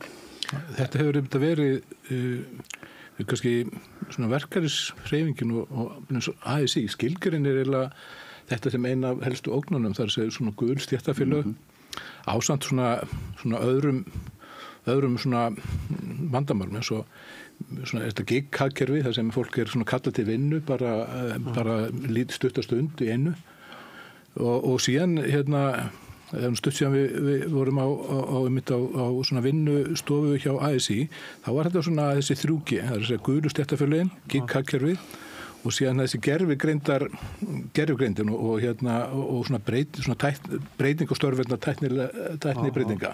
Það er svona kannski sem er ógn við störf. Það er ógn við kannski verkefnishreyfinguna. Og stéttarfélög og þessi losara bragur á eins og Flósi nefndi það nú bara hérna á það er að segja svona, þessi gulu stéttarfélög og svona aðför að vinnumarkaðsmódelinu og vinnulöggjöfinni. Það er sótt að henni bara með frálsi félagsaðild og svo framvegis og þannig að við þurfum að vera varbergi þarna. Og breytingur og lögum ríkissáttasemjara? Já, allan við viljum að það verði veruleg sátt við verkefnishreyfinguna á breytingum á þessu lögum. Það kannski gleymist svo líka í umræðinu eins og Flósi nefnir að það er að aukast að fólk fyrir utan stéttarfélög. Jú, það kannski sannlega semur sín kjör og allt það. En það gleymist alltaf í umræðinu að lágmarkskjörin eru í kjarasamningum sem stéttarfélögin semja þannig að þegar fólk segir ég er utan stéttarfélags, já, en hver samdi veikindaréttin, orlofsréttin og svo framvegis. Það gleymist alltaf í umræðinni líka, bara til dæmis bara ef ég nefni dæmi til dæmis þegar ég var að vinna í VR og það var verið að kjósum verkföll og fólk var að hóta í að ég hætti stéttarfélagina því að ég ætla ekki að fara í verkfall og svo framvegis. En þegar maður fór svo inn á þessa línu og sagði fólk, heyrðu, en hver samdi fyrir þig veikindaréttin, orlofsréttin og allt það sem í kjarasamningum. Þá var svona eins og fólk tók eitt skref tilbaka og alveg, já, það reyndar alveg rétt hjá þér. Já. Þannig að þetta gleymist líka alveg í umræðinu, sko. Halla, hvað brýnast nú? Kaup og kjör. Já, en það ykkur samningar framvinda? Nei, núna erum við náttúrulega inn í langtíma kjarasamningum sem voru undirritaðir fyrir árið síðan og þeir voru undirritaðir við náttúrulega ákveðnar aðstæður og forsenda þeirra var að verðbólgan myndi fara niður og þar með var vonast til þess að vextir myndi fara niður. Það ekki gert enn nema mjög litlu marki. Þannig að þar finnst mér vera eitt af stóru verkefni verkalýðshreyfingarinnar núna.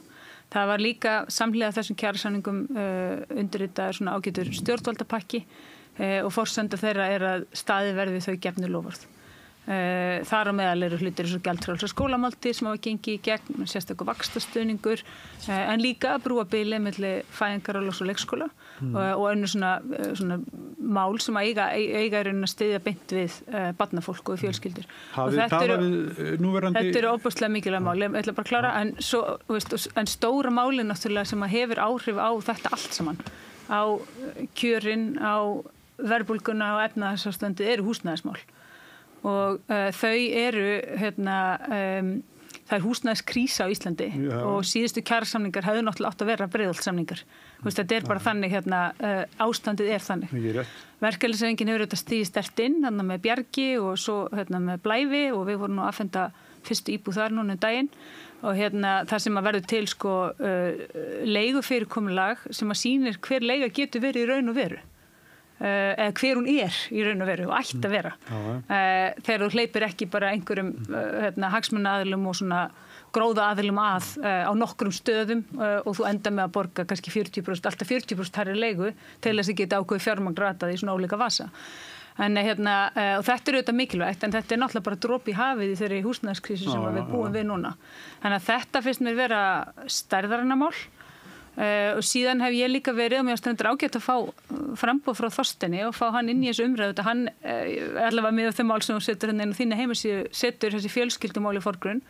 Ég búin að vera að keyra svolítið á þau innan VR og tala gjaldskrárhækkanir í leikskólum, fyrirkomulag á leikskólum, upptöku fæðingarstyrks og þetta bil á milli fæðingarorlofs og leikskóla og þessa pressu sem sett á foreldra ungra barna sem eru á bara einni viðkomustu stund lífsins og það alveg þannig að bæði stjórn og trúnaðarráð og svona hinn virki hluti VR dálítið eldri heldur en meðalaldurinn í félaginu þannig að þessi mál hafa kannski ekki alveg að fá eins mikla athygli og ætti að hafa þannig að mér finnst gott að fá þá umræðin og ég held og ég ímynda mér að sumt af þessu muni þroskast í þessari kosningabaráttu og við kannski sitja uppi með svona skýrari mynd af því hvað fleiri við getum gert en það sem við höfum verið að reyna að gera því að þetta finnst mér stærðarinn að mál líka það þessi viðkvæmi tími lífsins þá við eigum að styðja við fólk á viðkvæmustu stundu lífsins það þegar lítið barn kemur í heiminn og það þegar við missum mátt og hættum að geta unnið og sér í lagi þegar kreppa í húsnæði smál.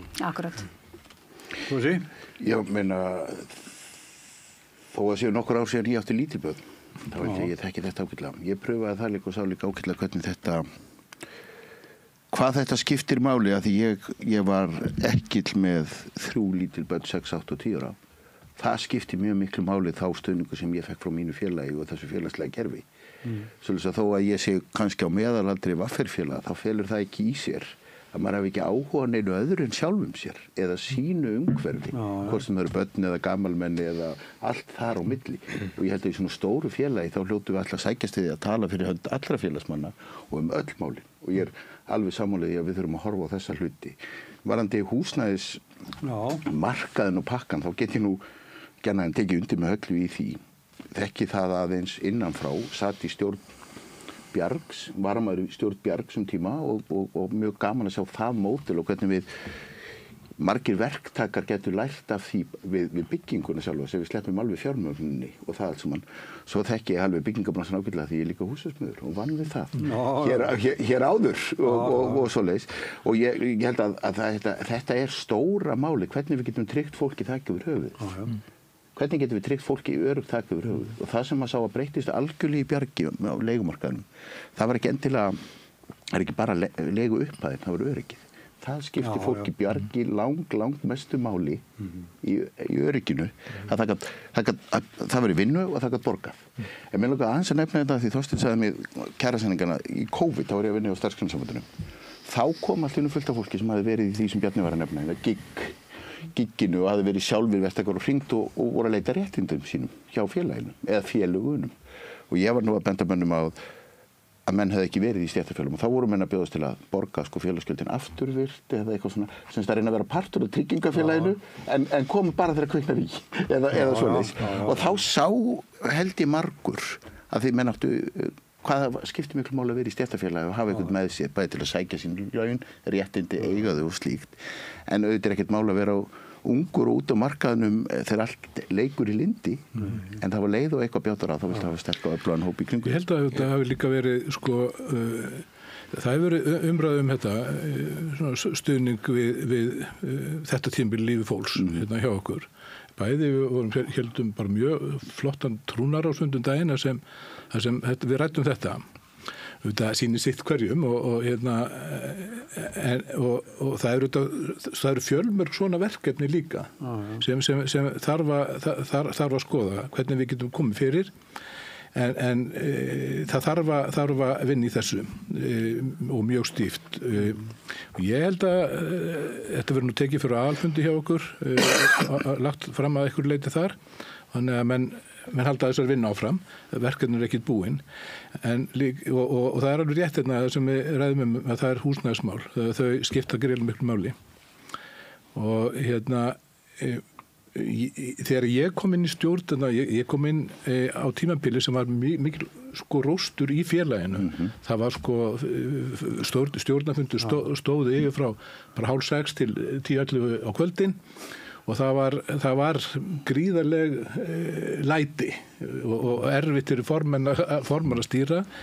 Ég kem hérna inn sem varamaður einu sinni og hérna með tillögu í vasanum það að stofna húsnæðisnefnd VR. Ég held að það hafi verið eina máli sem var samþykkt einróma í félaginu bara þetta árið. Hver var formaður þá? Kristinn Örn var formaður og en svona stríðandi fylkingar, það er bara samanust að samþykkja þetta og það er svona kannski það er svona upphafið og VR hefur svo sem gengið undan í þessum húsnæðismálum og auðvitað þetta verkefni blævarverkefni sem er núna í gangi, þessar 36 íbúðir sem eru í leigu fyrir VR-félaga að það er byggt í raun og veru á þessar hugmyndarfræði sem var lagt upp með þeirra Bjarg stofna, að stofna félag við hliðin á Bjargi sem væri þá fyrir, að því að Bjarg er eingöngu fyrir fólk sem er með svona ákveðnar þessar lægstu tekju tíunnar. En Blær er hugsað fyrir þá aðra, en það hefur enginn vilja að fara í þetta verkefni, menn hafa verið að skoða þetta mjög ítarlega innan verkefnissefingar, en VR reiðavaðið, gerði þetta pælútverkefni, það bara hefur gengið bara vonum fram. Bjarg hefur byggt þessar íbúður upp og kemur til að sjá þessa hluti fyrir Blæ. Hver á Blær? Þetta Blær er í raun og veru bara svona reglíf sem er í eigu sömu aðila og eiga Bjarg, það er að segja BSIB og ASI.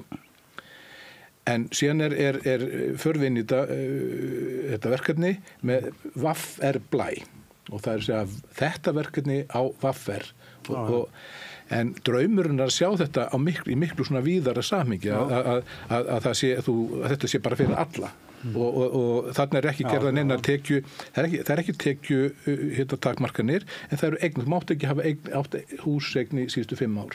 Og þetta er ekki svona, það kemur ekki opinbert fé í þetta félag eins og Bjarg, þetta er ekki svona niðugreitt af opinbera og þetta er heldur ekki niðugreitt af VR, þetta er bara ákveðin fjárfesting fyrir VR.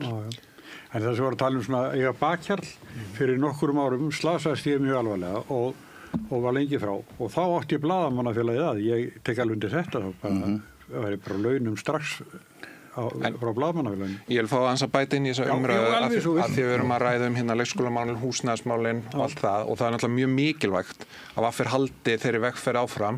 Ég veit þetta er mjög mikil tregða í gangi, þetta vildu óska þess að við gætum bara farið og byggt fleiri hundruð íbúðir hérna á stuttum tíma en þetta helst þetta allt í hendur, þetta eru sveitarfélögin og borgin og allt sem að koma að þessu og því miður alltaf mikil hægagangur í þessu.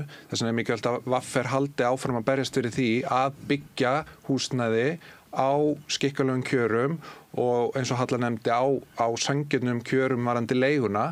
Þú veist, leiga náttúrulega bara komin út í rugl hérna á almennum legamarkaði eins og við vitum öll og umræðin hefur verið. Þess vegna tel ég mjög mikilvægt og ef ég verð formaður að þá mun ég halda þessu verkefni klárlega áfram og reyna að þrýsta eins mikið og hægt að það veri frekari uppbygging.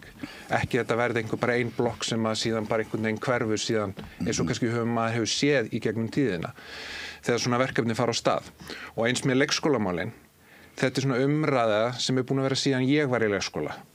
Og þú veist, ég að verða 40 að koma börnunum sem inn í dagvistunarúrræði, hvort sem þetta dagmömmu eða á leikskóla, þetta har alltaf verið vandamál.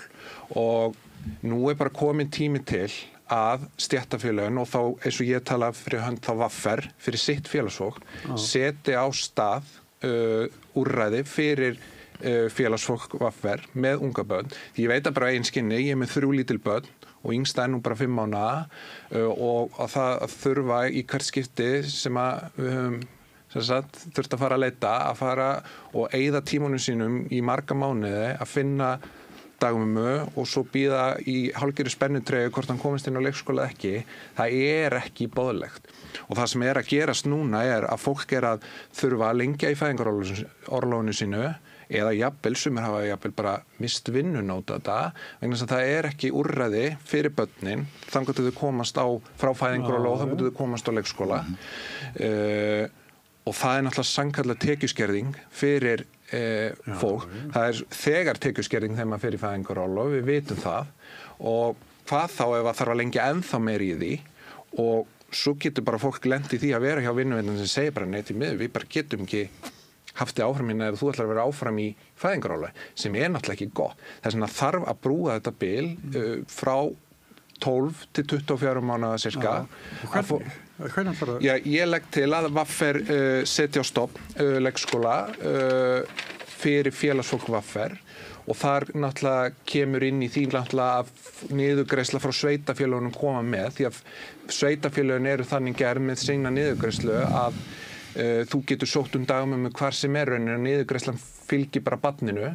Nú vandamáli kannski hefur ekki verið að fólk vil ekki borga fyrir dagvistunarúrræði. Ég held að maður hefur ekki heyrt neina þær raddir. Það enginn að krefjast þess að þetta sé frítt því að þetta kostar þetta. Fólk vill bara koma börnunum sínum, hafa það eins og ég segi, hafa það huggulegt í fæðingarorlofi og njóta þess og geta svo gengið af dagvistun leið og fæðingarorlofi lýkur.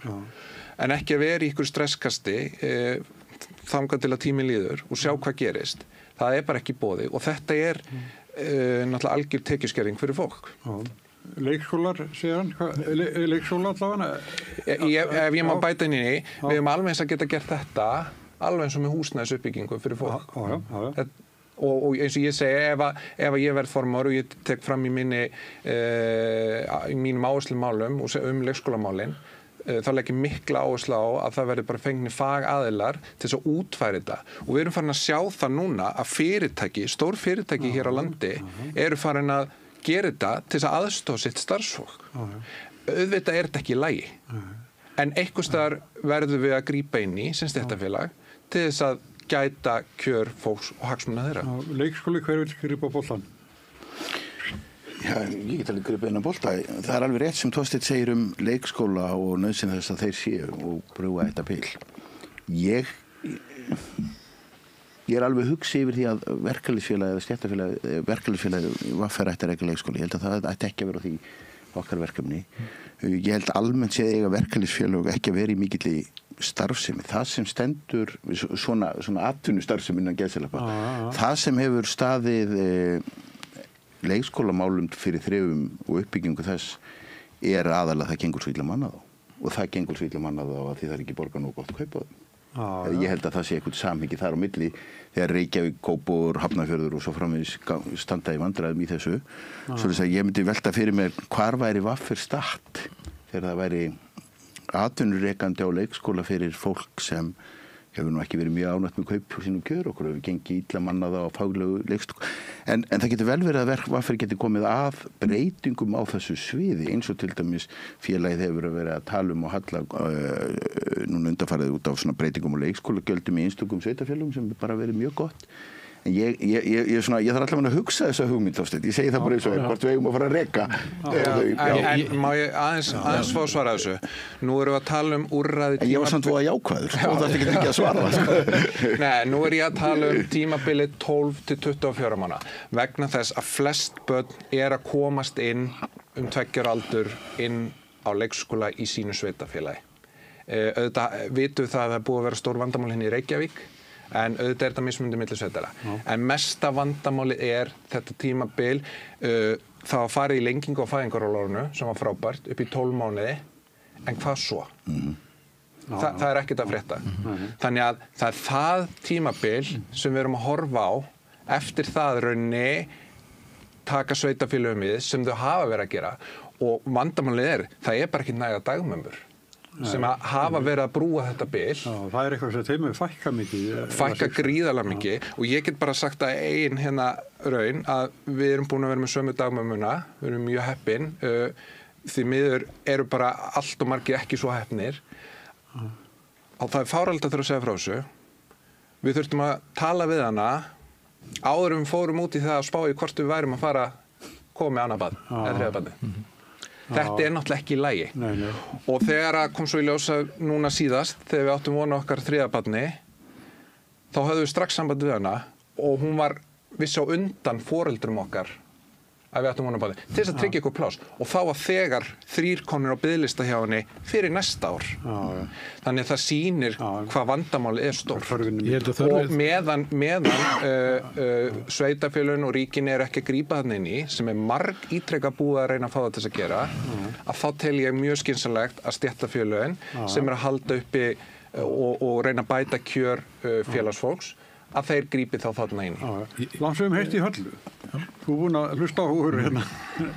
Já, mér finnst aðalatriði vera, og það er rétt sem Þorsteinn segir, að þessi pressa sem er sett á foreldra ungra barna, hún gengur ekki. Og að skella á því fjárhagslega óöryggi á þeim tíma þar sem þú ert að reyna að halda utan lítið líf sem er komið í heiminn, það er bara ekki boðlegt. Og þetta samfélagið áróslega mikið undir að okkur takist til að styðja við foreldra sem þurfa annast börnin sín. Við þurfum að börnum að halda og við þurfum að halda þessu sæmilega í lagi, þú veist og ekki með einhverjar tengslaraskanir alveg út í óendanlega, Þannig að því minni streita sem er hjá foreldrum, því minni streita er í lífi barns og því betra. Og var bara mitt fyrsta verk þegar ég kom inn í stjórn VFR var að setja þessu mála á oddinn og við héldum málþing og gerðum úttekt á þeim kostnaði sem foreldrar bera af því að koma barni á leikskóla. Þetta rataði hluta til inn í áherslur fyrir síðustu kjarasamninga. Þar er talað um að brúa bilið. Þakið í fæðingarorlofi var hækkað, þannig að voru stigin svona ákveðin skref. En eftir situr þetta óöryggi. Ég er persónulega mjög hikandi gagnvart þessari þróun með að fyrirtæki sé að setja á laggirnar leikskóla og ég tel að það mun ekki standast. En þess að ég tel ekki að það geti komið fyrirgreiðsla frá sveitarfélögum til þess að veita ákveðnum börnum forgang í því skyni að halda einhverju ákveðin atvinnustar sem er gangandi. Ég held að það standist ekki. Einkareknir leikskólar? Já, það er ekki, við erum að tala núna fyrirtækjaleikskólana sem hafa verið boðaðir, sem er ekki komnir á laggirnar og þetta er ekki... Ég myndi VFR, þau myndi... Já, nú er ég að útskýra þá afstöðu minni, ég er smá hikandi við þessa hugmynd að fyrirtæki sé að stofna leikskóla sem er svolítið hugmyndin sem Þorsteinn er að tappa inn í. Og ég meina einu sinni voru spítalaleikskólar á Íslandi það sem að starfsmenn spítala gátu verið með börnin sín og þegar ég var á leikskóla þá var ég þar að því að barn einstæðra móður og þannig að það hafa verið alls konar útfærslur af þessu en aðalatriði er þetta að við eigum ekki að setja þessa pressu á foreldra ungra barna sem við erum að gera í dag og við verðum að greiða úr því og það er, ef maður hugsa bara skemmtileg boð í gær sem var einsaldi góða að vera að tala þetta og pressun og foreldra, það var einu sem sagði ekki manni eftir þegar ég var barn að foreldrar var alltaf að vakna með börnunum sínum Núna eru bara allir og útkerðir og ná einhverju hvílda því það eru alltaf allir að vakna með börnunum sínum og þá kom önnur og sagði, ég æfði fótbolta og aldrei kom mamma á leik sko, eða pappa á leik, þannig að það hefur orðið rosaleg breyting á foreldrahlutverkinu á ekkert mjög lengum tíma og sama tíma þá erum við öll að djögla og það er vinnan og það er þetta og þetta leið og dagmömmuplássið eða leikskólaplássið er komið, þá er hægt að láta þetta ganga en það má ekkert út að bregða. Og ef að bara, þú veist, ef að barnið, eða springur á bílnum, ef að barnið þitt að glíma við einhverja, eða lendir ykkur áfall, að glíma við eitthvað, ef þú lendir í þeirri stöð að vera bæði með lítið barn og aldrað foreldri, að þá er þetta bara orðið og mikið hjá flestum. Þannig að þetta er það sem við þurfum að hlúa að fólki á þessum tímum lífsins. En ekki stofnaði leikskóla. Ég hef bara áhuga á þessar umræðum. Ég skil vel að þessi umræða komi upp og mér finnst það bara eðlilegt og hún þarf að þroskast og svona, en ég er búin að lýsa svona minni afstöðu til þessara hugmyndar að fyrirtæki reki leikskóla og þetta er svona angi af þeirri umræðu. En þá eru, sko, að því þú talar þetta, að þú hafur áhyggjur að sé vera að stofna fyrir ákveðna hópa. Nú erum við öll hér í framboði fyrir félagsfólk VR og við erum að huga þeim.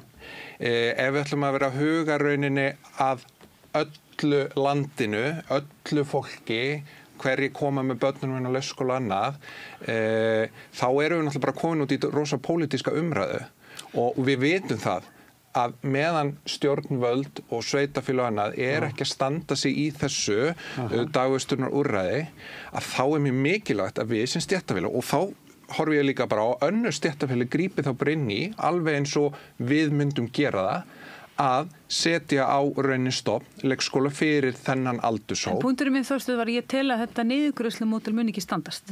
Þú meina niðurgreiðslu frá sveitarfélögunum, en hún gerir það. Það sem að sveitarfélögin að niðurgreiða. Sveitarfélögin niðurgreiða eftir sínum eigin biðlistum, en þú getur ekki sett ákveðin börn í forgang, eins og staðan er núna. Já, ef að kannski ég veit bara sem foreldri, ef ég til dæmis myndi setja barnið mitt til dagmömmu í öðru sveitarfélagi heldur en ég er í dag, þá fylgir svo niðurgreiðsla með. En dagforeldrakerfi er annað heldur en leikskólakerfi og þú ert að tala um leikskóla. Já, leikskóla líka. Þú gætir, nei, ekki. Það færist yfir. Já, fjármagn fylgir barninuðinu, en forgangur sveitafélagsins er út frá aldri og kennitölum, en ekki út frá hvar foreldri vinnur eða í hvað stéttarfélag foreldri er og það er það sem ég er að útskýra ég til að standast ekki.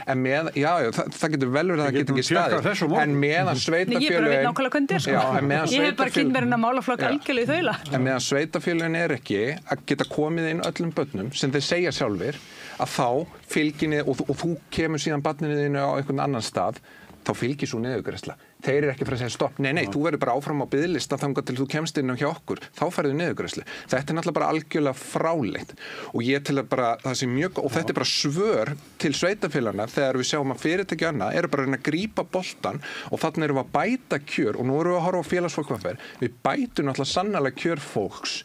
Það þýðir ekki alltaf að vera með þessu umræðu, við þurfum að skoða þetta, við þurfum að velta þessu, við erum sammálausin, en hvernig við ætlum að gera þetta, alltaf vera að ræða þetta, þá gerist ekki neitt. Það þarf að fara í þessi mál núna og ekki seinna en í gær.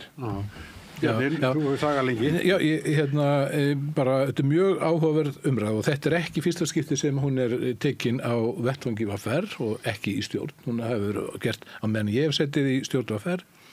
Þá hefur hún allavega tekin upp tvisvar og þetta er þá í þriðja skipti núna.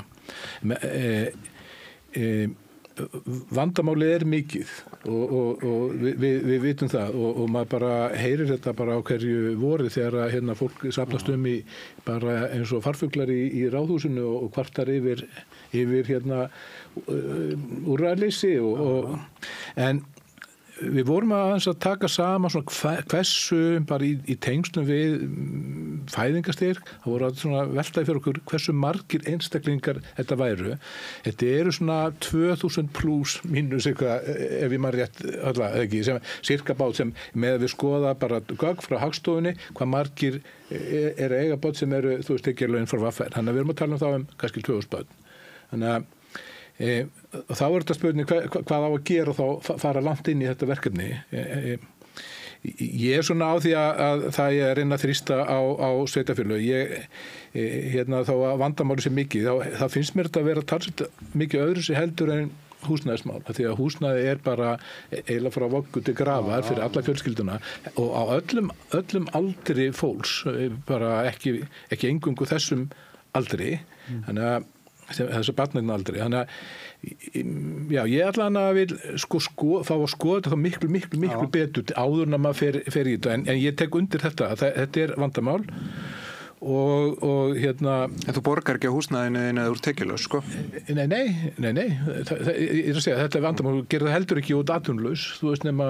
Nei, ég að segja að þessin mikilvægt að leikskólamáni sé að þetta bil 12-20... Ég ekki gera lítið úr þessu vandamáli, alls ekki, nema síðu sé, en ég bara bend á það að við stöndum fram fyrir þá mjög miklu vandamáli að ef það fæðast 2000 börn, hver eiga að fá þessi plás hérna á að vera það með 2000 plás eða fleiri, allan þarf að velta þessu mjög vel fyrir sér. Já, hvenær verður kosið? Ég held að fyrstu vikuna í mars byrjar kosningin.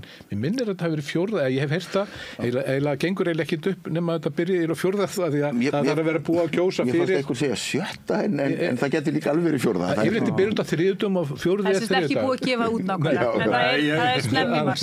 Það er í mars, já. Og kosning er opin í viku eða eitthvað slíkt. Og er rafræn og svo það ætti að vera tiltölulega auðvelt og eitt af því sem náttúrulega maður vonar að því við erum allavega 4 í frambúði að það verði góð þáttaka. Að því auðvitað skiptir ábúðslega fyrir máli fyrir hvert þeirra okkar sem kjör hlýtur að hafa verið kosin að semst að hafi stór hluti félagsmála tekið þátt. En verður munu 2 efstu fara í... Nei, það er bara efsti. En að því að Bjarni nefndi fæðingarstyrk og öll þessi ár mín sem ég vann hjá Vaffer, þessi 14 ár, þá var ítrekka verið að spyrja eftir fæðingarstyrkjum sem önnur stéttarfélög bjóða upp á. Þetta er bara styrkur sem þú sækir þegar þú ferð í fæðingarorlof. Og það hefur alltaf verið neitað fyrir þessu. Og þessi neitað til þess að áherslumálunum mínum er breyting á varasjónum. Varasjónun er sjóður sem búin að starfrættur síðan 2006. Þar getur þú sótt styrk til þess við líkansrækt, sálfræði, þjónustu og svo framvegis. Glerugu. En þetta er bara einn sjóður, ein upphæð á ári sem dugar vall upp í hálft líkansræktakort. Staðan fyrir að önnur stéttarfélög hafa verið með fasta styrki, þú getur sótt sérstyrk með líkansrækt, sér fyrir glerugu, heyrnartæki, sálfræði, þjónustu og svo framvegis og meðal annars fæðingarstyrk. Og þessi sjóður eins og ég segi er settur á stofn hérna 2006 og það er búið að vera óánægja, ég byrjaði á 2007, það er búið að vera óánægja með þennan sjóð öll þessi ár og það sem kannski er sorglegast í þessu öllu saman og það hefur aldrei einhvern veginn verið rætt að fólk er að fá mismunandi upphæðir inn í þennan sjóð einstaklingum með 400.000 á mánuði fær minna heldur en einstaklingum með 800.000 á mánuði. Stéttarfélag á ekki að vera mismun á fólki þegar kemur á styrkjum. Þetta á bara að vera fasti styrkir, þetta er alltaf einhver mörk hversu hátt og það er bara útfært rauninni, bara við skoðum önnur stéttarfélög, það er einhver hlutvöll og annað og fólk gerir sig grein fyrir því og þetta er ítrekkað verið að kvart yfir þessu. Ég veit að ákveðnir stjórnarmenn hafa líka talað fyrir þessu en það er alltaf eins og sé komið fram fyrir daufum eyrum. Og bara félagsmenn hafa komið að tala við mig bæði því ég starfaði hjá Vaffer og núna í kosningabaráttunni bara viljiði breyta þessum sjóði þannig að hann sé jafnur fyrir alla og þannig að fólk geti líka sótt styrki og bara gott dæmi meirihluta fólks sem er að sækja sjúkradagpeninga hjá Vaffer í dag er vegna geðheilbrigðismála. Hvernig væri ef við værum nú með styrk til dæmis fyrir sálfræði, þjónustu og annað þá mögulega myndi kannski einhver minnka notkun á sjúkrahúsunum þegar kemur að því. Þannig að, og þetta er mjög mikið hitamál hjá félagsfólki og bara, ég er búin núna bara síðustu dag bara viljiði breyta þessu. Það eru kannski 2 módel. Annars verður menn leggja saman í sjóð, allir félagsmenn, þú veist, menn borga ákveð hlut af launum sínum og sen er útlut öðrunum eins og er hjá mjög mörgum stéttarfélögum eftir ákveðnum reglum. Og þá felur það í sér að þú færð ekki endilega þú færð úr sjóðunum í hlutfalli við það sem þig vantar að þú sækjur eða einhverja reglur en ekki endilega framlag. Vafferum er það hinsegin að þú leggur í sjóðun og þá getur þú sótt styrki af því sem þú hefur borgað inn í hann. og þá verður það náttúrulega svoleiðis eins og Þorsteinn segir að þeir sem borga erum að hærra kaup, þeir borga meiri í sjóðun og þá geta þeir kipsi gleru oftar með þessum styrk, skilur við. Þetta eru svona 2 útfærslur og auðvitað á að endurskoða allt. Ekkert er óumbreytanlegt en menn þarf bara að hafa það í huga hvernig til þessi stofnað og hvernig þetta er byggt upp og hugsað. Já, en sko VR náttúrulega fjölmennasta félagið en það líka sko þjónar mjög ólíkum starfsstéttum. Alveg sko bíli frá þeim sem er á hæstilunum og lægstilunum er á bíla hvergi meir en ykkur. Má ég svara þessu?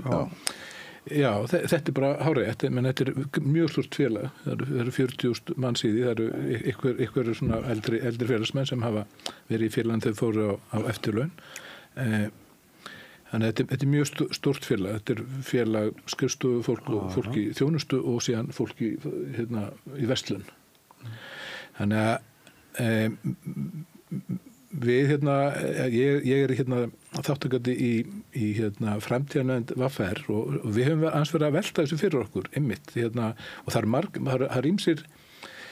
ýmislegt sem eiginlega var kveikjan af því að við fórum að velta þessu fyrir okkur einmitt þetta gríðarstóra félag og erfitt og svona ólíkir hópar erfitt að halda utanum og þannig að ég hef verið að skoða það hvort við ættum að fara í svona alvöru vinnu í því að deildarskipta félaginu og það eru bara hefð fyrir þessu hjá systurfélögum okkar erlendis í Skandinavíu að það er kannski fólki sem er í skrifstofu og síðan er verslunarfólk og í þjónustu og nú erum við líka svona eiginlega landsfélag, það eru verið með deildir á Reykjanesi og Suðurlandi og Egilsstöðum þannig við erum bara mjög stór hluti af Landssambandi verslunarmanna.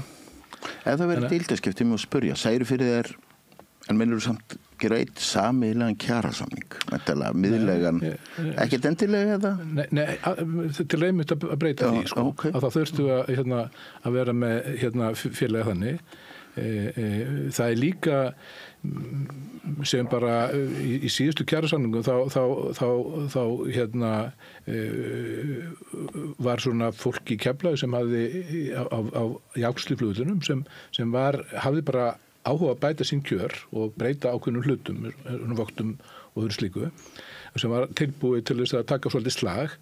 En svari hjá samtökum atvinnulífsins er það að þeir geta þá settlumis verkbann, nota verkbannsvotnið á okkur og við stóðum bara frammi fyrir því að 25.000 manns gat átt að hættu að vera sett verkbann á það. Þannig að það er margs að gæta og í þessu og ég held að væri þess virði og eins og segi hef verið að vinna þessum tillögum innan félagsins í þeim nefndum sem félagi skaffar okkur til þess að framkvæma. En fólki á Suðurnesjum sem var tilbúið í átök? Hann var að tala um þau. Já, var að tala um það. Ég var að tala um það. Hversu? Fólki í Keflavík sem hefur verið að tala um það. Já, ég veit það. En hvað varðu það? Af því að hótunum frá SA var svo mikil með verkbanninu. Samningur var þetta bara lagðu fyrir fólki í Keflavík og þetta var niðurstaðan. Við hallastóðunum vorum í þessu. Bættust þeirra kjör? Sko við vorum náttúrulega í ofboðslega skrítinni stöðu í síðustu kjarasamningum og við lendum í rauninni í mjög þröngri stöðu inn í þessum kjaraviðræðum og þegar ég kem að þeim þegar það er svona svolítið allt komið í hnút og við komum þarna inn að þá erum við að VR bara komið í svona frekar veika og erfiða stöðu. Svo erum við með hennan hóp sem er rækir réttilega á Suðurnesjum sem starfandi sérkjarasamningi og vilja sækja sinn rétt og þau mæta þessu alefli sem er hótuninu verkbann á 25.000 félagsmenn VR og þetta er náttúrulega algjör ný staða á vinnumarkaði. Þetta er annað sinn sem SA fyrir fram með svona hótun og þetta gerbreytir í rauninu öllum leikreglum á vinnumarkaði að 200 manns í Keflavík með ekki einhvern veginn reisa sínar kröfur án þess að það komi svona hótun. Nú, víða í Evrópu þá eru mikla skorður settar við beitingu verkbanns. Sums staðar er það bannað. Í öllu falli þá þarf það að vera í einhverjum hlutfalli en það er engar slíkar reglur hérna. Og ég hef nú sagt það upp á skrifstofu VFR sko að þessi kosning þarf auðvitað að líða og ef ég sitt þarna ennþá í apríl þá hefst undirbúningur fyrir næstu kjaraviðræður þá einmitt til þess að fjalla þennan nýju veruleika sem við búum við á vinnumarkaði.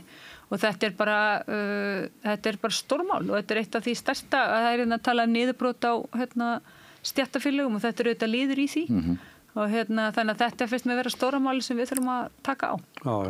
Við þurfum samt sem áður að þetta er veruleikin eins og við sjáum í Skandinavíu, Danmörku sérstaklega, með svona þetta GK-kerfi og þessi GN3 sem ég nefndi áðan.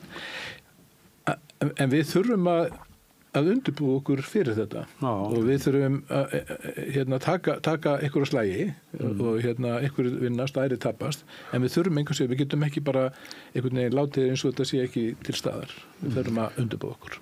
Nei og þessi þróun með hvernig menn beita vinnustöðunum, verkbönnum eða verkföllum og slíku hefur náttúrulega verið að breytast alltaf, ef ekki að segja 10 árum. Það var nýjung þegar Efling beitti dálítið takmörkuðum verkföllum á hótelum og slíku og Samtök atvinnulífsins töldu það ólögmætt og töpuðu því. Það er nýjung hvernig við erum að sjá hjá kennurum þessa dagana. Og nú veit ég ekki hvað hefur gerst í kennaradeilinu síðan við fórum hér inn, það gæti verið að væri búið að leysa hana, en það er nýjung að menn hafi verið að taka þessar einstakar stofnanir eins og kennararnir gera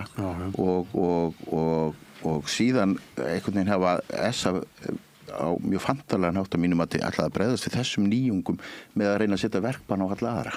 Svo þeir segja, ok, það eru einhverjar Keflavíkurflugvelli eða það eru þernur og hótelum eða hvaða hópur sem það er sem reisir merkið, þá bara setjum við alla aðra í verkbann og þeir fá ekkert kaup. Þetta er náttúrulega algjörlega nýr veruleiki og við þurfum að hreyfingin í bæði VFR og hreyfingin í heildsýlni, það er náttúrulega að hugsa hvernig hún stígur fram í þessum slagsmálum.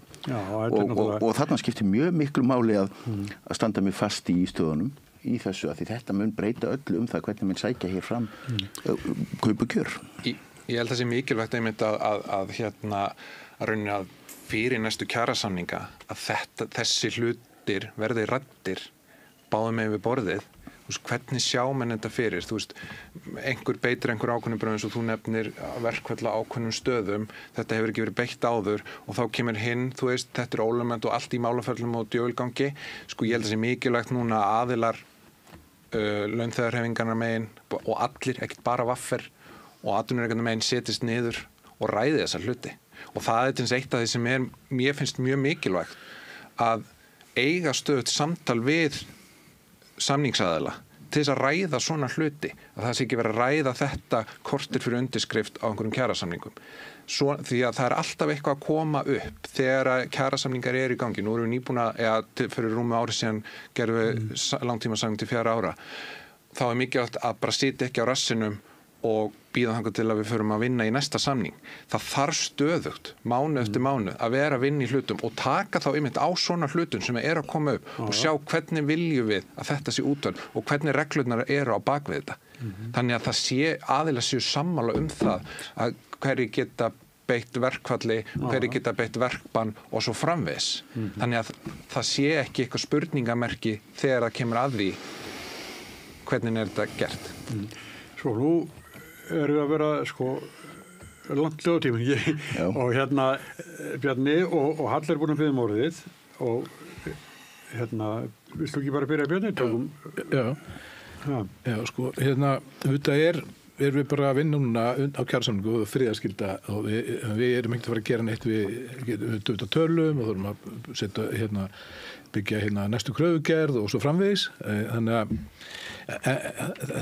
það verkefni heldur áfram á stöðugt að vera svona samtala milli en við erum að vinna öll eftir þessu lögnumur 80 frá 1938 sem vinnulöggjöfina og hún lítur svona út og hún heimilar líka atvinnurekendum að fara í aðgerðir okkur getur finnst þetta ósanngjarnt og þetta er svona skiptir máli að ræða þetta mál. Við hér á Íslandi erum með 90% þáttöku í stéttarfélögum en í Frakklandi eru þau bara 7% en þar eru mjög öflug félög sem gera það samning þá yfir allan vinnumarkaðin í raun og veru, jafnvel þó fólk sé ekki í félögunum. Ég ætla aðeins að bæta inn í varðandi sjúkra sjóðinn og það sem við rættum hérna áðan, samkvæmt kjarasamningum þá fáum við 1% frá atvinnurekendum inn í sjúkrasjóðinn okkar og við erum að borga úr honum, við erum með þjónustu, fólk á sjúkra dagpeningum eins og Þorsteinn benti réttilega á þann og það fólk sem það fær núna 7 mánuði greiddan hjá okkur í sjúkra dagpeninga.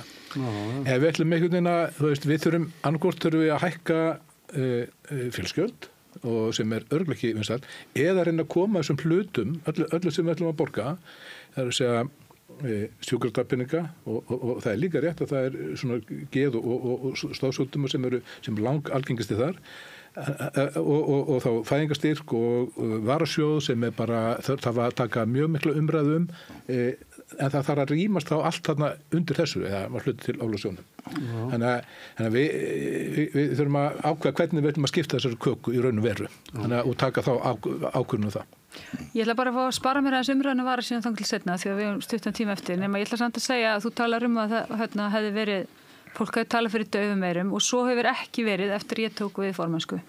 Ég tók þessu umræðu ég er búin að taka þessu umræðu mjög föstum tökum og við heldum góðan vinnufundistjórn þar sem þetta var rætt og farið ofan í öll gögn og var svona framhalda vinnu sem hófstrenda fyrir hálfu öðru ári síðan og síðan vorum við með góðan trúnaðarráðsfund núna daginn þar sem að stjórn leita í rauninni ráða hjá trúnaðarráðum afstöðu til þessara mála og þetta er umræða sem ég til mikilvægt að leiða áfram vegna sem hún verður að vera á félagslegum grunni og með aðkomu félagsfólks. En mér langaði bara aðeins að skýra aðeins hvað gerðist þarna með Keflavík af því að það gæti svolítið misskilnings hvað átt sér stað. Mér heyrðist vera svo mikið frétt í þessu. Það voru dálítið margir sem virtust telja að þarna væri VR einhvern veginn og ég vil bara Ragnar Þór að tefla fram með einhverju litlum hópi, einhverju strategísku verkfalli sem ætti bara stöðva eitthvað og bara til þess að VR geti eitthvað keyrt áfram. Þetta var svona skærur. Svo var ekki. Þannig hópur sem starfar undir sérkjarasamningi. Þau tjekkaði inn þegar þú flýgur á landinu og týnir farangruninniðinum, þá aðstoða þau þig og taka við miðanuðinum við hliðið.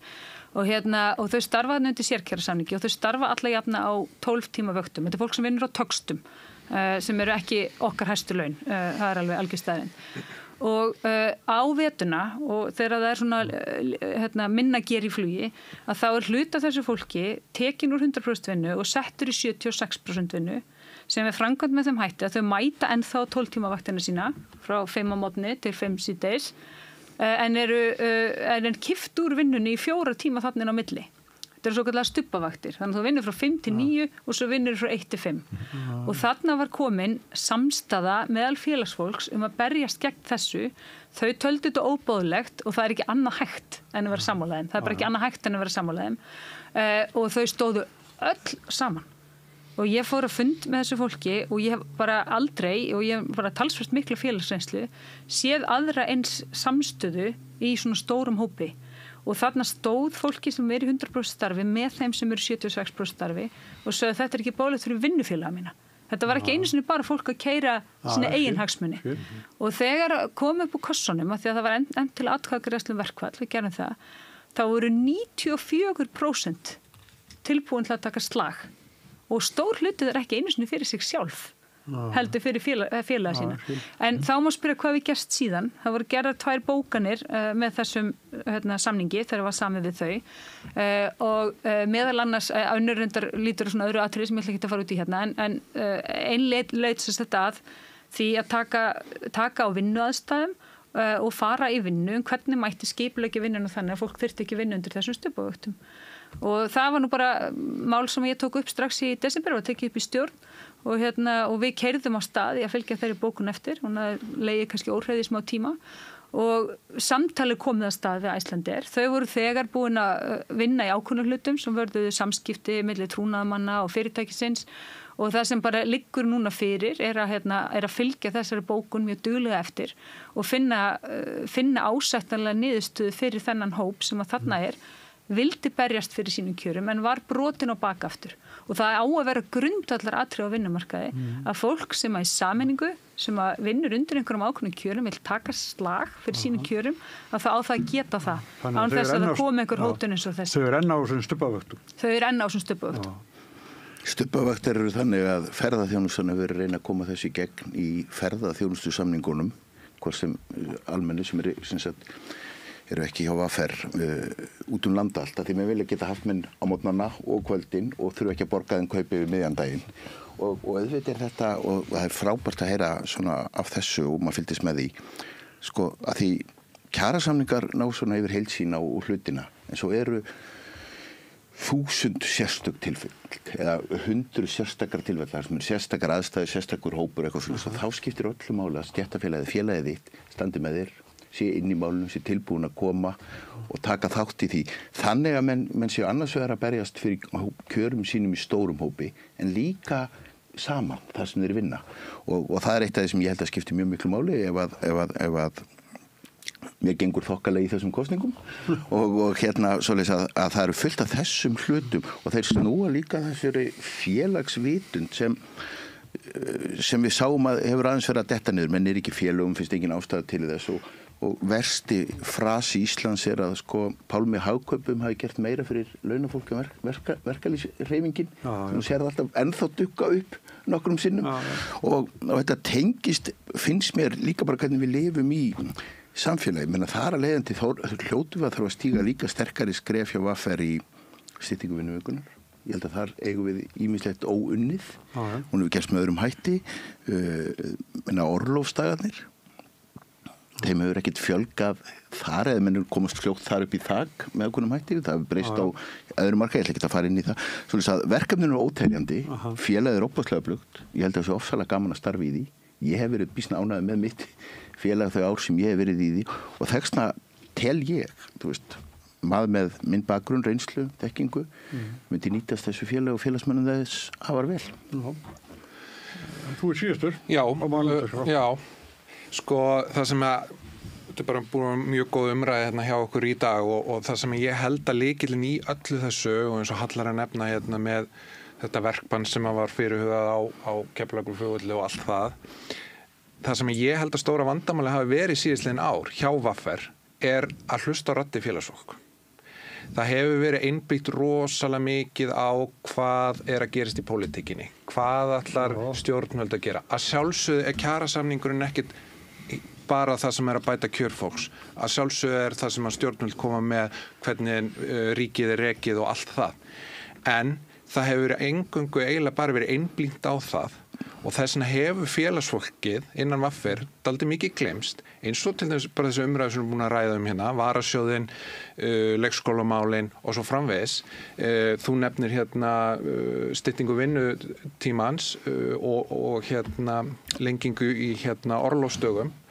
Að það er náttúrulega eitt af þeim áherslumálum sem ég legg til í næstu kjarasamningi ef ég verð formaður og við munum setja í kröfugerð að það verði jafnaður út vinnumarkaðurinn. Við erum að sjá það að hið opinbera er komið ansi nálagt almennamarkaðinum, bæði í launum og öðru og það er náttúrulega bara ekki í lagi að þessi tveir vinnumarkaðir sem er sikkura vinnustundirnar og þannig að ég vil sjá að almenni markaðurinn fari inn í 36 stunda vinnuviku, alveg svo opinberu markaðurinn og allir séu með 30 daga orlof en ekki eins og almenni markaðurinn frá 24 upp í 30 og þú þarft að vinna einhver x mörg ár til þess að ná upp í þetta.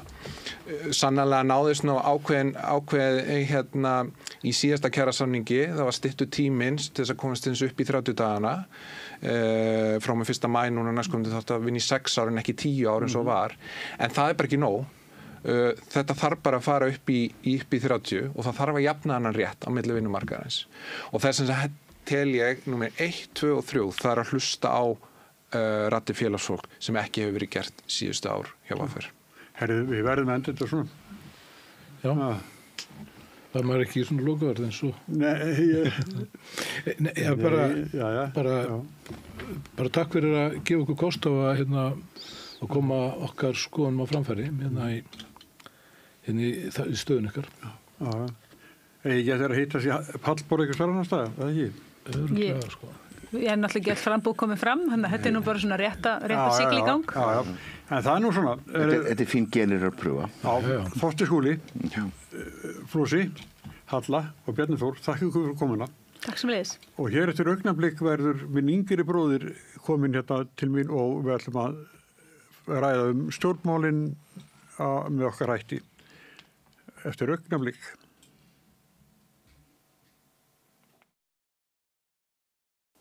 Ertu á leið heim úr vinnu? Stilltu á FM 89,1. Með því að ganga í leigjendasamtökin styður þú baráttu leigjenda. Leigjendasamtökin eru fyrir öll þau sem vilja vinna að réttlæti og öryggi á húsnæðismarkaði. Leigjendasamtökin.is. Allt það besta er ókeypis. Hrósaðu náunganum. Það betra. Samstöðin, þar sem manneskjurnar koma saman. Allir þættir samstæðuverinnar eru á YouTube. Þarftu að tala af borgarfulltrúa. Borgarfulltrúar Sósíalistaflokksins eru með viðtalstíma alla mánudaga klukkan 13:30 til 14:30. Það þarf ekkert að bóka tíma, endilega kíkja við í Bólholt 6, 105 Reykjavík. Segðu það á Samstöðinni. Samstöðin í eigu hlustenda, áhorfenda og lesenda. Sláist í hópinn og gerist áskrifendur.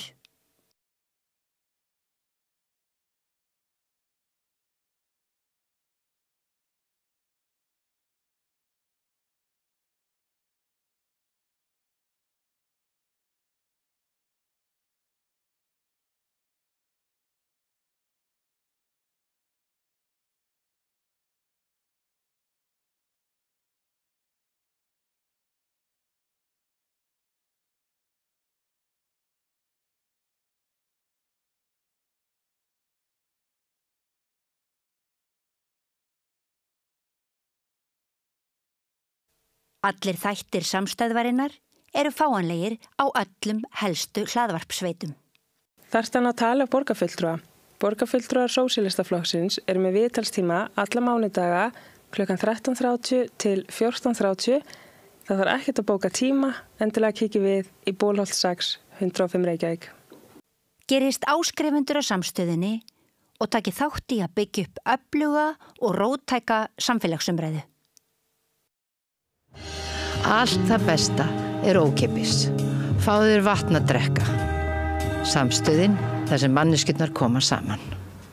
Með því að ganga í leigjendasamtökin styður þú baráttu leigjenda. Leigjendasamtökin eru fyrir öll þau sem vilja vinna að réttlæti og öryggi á húsnæðismarkaði. Leigjendasamtökin.is.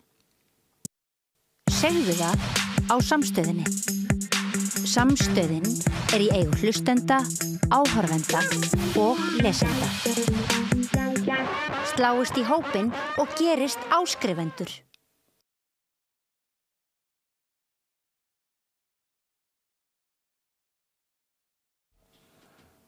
Já, þetta voru verkefnismálin sem eru náttúrulega, sumum myndum vilja segja að væri bara mikilvægsta pólitíkin. Það væri meira sem að almenningur hefði náð fram í gegnum verkefnisbaráttu heldur en borgarlegu stjórnmál, hverju sitt á þingi. Já, það reyndar hefur breyst mjög mikið bara á síðust árum. Þetta einhvern veginn. Var það meiri pólitík? Nei, sko, staða verkefnisfélaganna, röddinn og það er náttúrulega mjög mest þar við Sólveig Önnu. Já, en kannski ef við færum aftur, þá kannski eru þau viðbrögð við frekar daufum tíma, en við þurfum ekki að fara langt aftur til þess að sjá að svona þær umbreytingar sem að voru til einhvers batnaðar í íslensku samfélagi var út af verkefnisbaráttu. Já, en ég að minna úr því tímabili sem það var á undan. Já, til dæmis að tökum Eflingu sem dæmi, en bara dauð á vegkantinum. Þú varst ekki mikið varðið Sigurður Bessarsson? Nei, ég var það ekki. Það er náttúrulega VFR gekk náttúrulega gegnum mikið niðurlæga tímabil sem að hafa svo sem ekki risið upp úr aftur. Það lögður umverulega niður alla texta. Þannig að samningarnir hjá VFR eru mjög skrýtnir. Og ég held að það væri alveg, ég veit ekki hvort að sigur umræðin í félaginu að einhvern veginn að vinda á það voru að tala að það var kallt markaðslaun að það væri markaðurinn sem myndi ákveða laun og hlutur verkefnisfélagsins var svona miklu minna. Þú hefði nú kannski átt að auka þess samver áður í talaði fólki, þakka fyrir það. Ég meina við ekki að kjósa ekkert í mars eða ekkert í páskana, en kannski fáum við þau aftur. Voruð þið á því að það er náttúrulega alltaf möguleiki að komi frambóð, það ekki fyrir enn í hátinn á morgun. Já, þau voru meðvituð það. En það var pólitík í þessu, ekki? Jú, aðeins. Þorsteinn er náttúrulega ættir að rekja til VR. Hann er barnabarn Magnúsar Sveinssonar og maður heyrði svona á honum að hann er svona sjálfstæðisflokksmegin í lífinu. Já, hann er mjög, hann vill jafnvel að VR byggja leikskóla og reiki. Já. Eins og enginn hinna tók undir það. Nei, eins og þeir að byggja upp leigufélög. Ég held að einhverju leyti þetta blærverkefni gert fyrir fjármagn VR ef ég hef skilið svo rétt. Það var svona sem að mér veist fyrir VR blær fyrirbæri sko. Þetta allt ágætis fólk ég var eitthvað halvalega því ég var bara að segja að hann var í sjálfstæðismaður og þetta mikil pólitík í kringum þetta félag þetta var náttúrulega eign sjálfstæðisflokksins alveg fram yfir hrun þá verður formannaskipti svo var sjálfstæðismaður sem kom hann í skamman tíma Stefán Einar náði kjöri með 20% atkvæða og fjall svo 2 árum setna með 23% þannig hann náði að auka fylgi sitt 3% þannig 2 árum en mótframbjóðið hans þá Ólafía fekk held í 76%. Ólafía Erfsdóttir sem kosningastjóri Ólafs Ragnars Finnssonar og síðan 4 árum setna þá felldi Ragnar Þór hana þannig að hafa verið miklar sviftingar. Nú það segir það er rétt. Í þessu félagi og ekki á vísan að róa eins og sagt er. Það er þegar maður sér hvernig atkvæðin skiptast eins og Ólafía var þarna fjalls og á móti Ragnari fekk þá held ég 36% úr 76 þannig að það er órói svolítið í kringum félagi og svo það náttúrulega þannig að það eru ekki allir félagsmenn sem að kjósa þó svo þetta sé rafrænt og þú kannast við umræðinu svolítið að setja bænda kosningaþáttöku ungsfólks með því að gera kosningar rafrænar og gera auðveldara fyrir fólk að kjósa. Ég held að til dæmis kosningarnir í VR sýni að það er nú ekki alveg aðalmálið Því að þó svo þetta sé auðveld, þeir munar ekkert að kjósa bara getur gert á símanum bara í strætó eða leiðinni í vinnuna að þá er kosningaþátttakan ekkert miðað við hvað þetta eru gríðarlegt skiptir miklu máli fyrir fólk. En Ragnar Þór gerði félagið allan mjög sýnilegt. Já, hann var mjög þáttakandi í þjóðmálaumræðu og alltaf vissi alltaf hver grunnur hans var. Hann tala alltaf út frá félaginu sínu. Já, út frá svona sýnri afstöðu sem formann félagins. Ég fann nú einhvern veginn að því við Ragnar að hann hefði mátt vera duglegri í því að byggja upp félagstarfin í félagunum því það er hluti af þessu sem tilheyrði hnignunartímabilinu að það dó út, ég man einhvern tímann dundaði mig við að skoða hvað hefði verið langt síðan að hefði verið haldið félagsfundur í Eflingu og ég held að það verið bara 14 ára eða eitthvað sem að hafði bara aðalfundurinn og bara that's it og það við sjáum það núna á Eflingu sem að fylgjast með því að það er mikið starfi að auka virkni almennra félaga og auka virkni trúnaðarráðsins og þú kannast þessar stóru samningar sem að koma.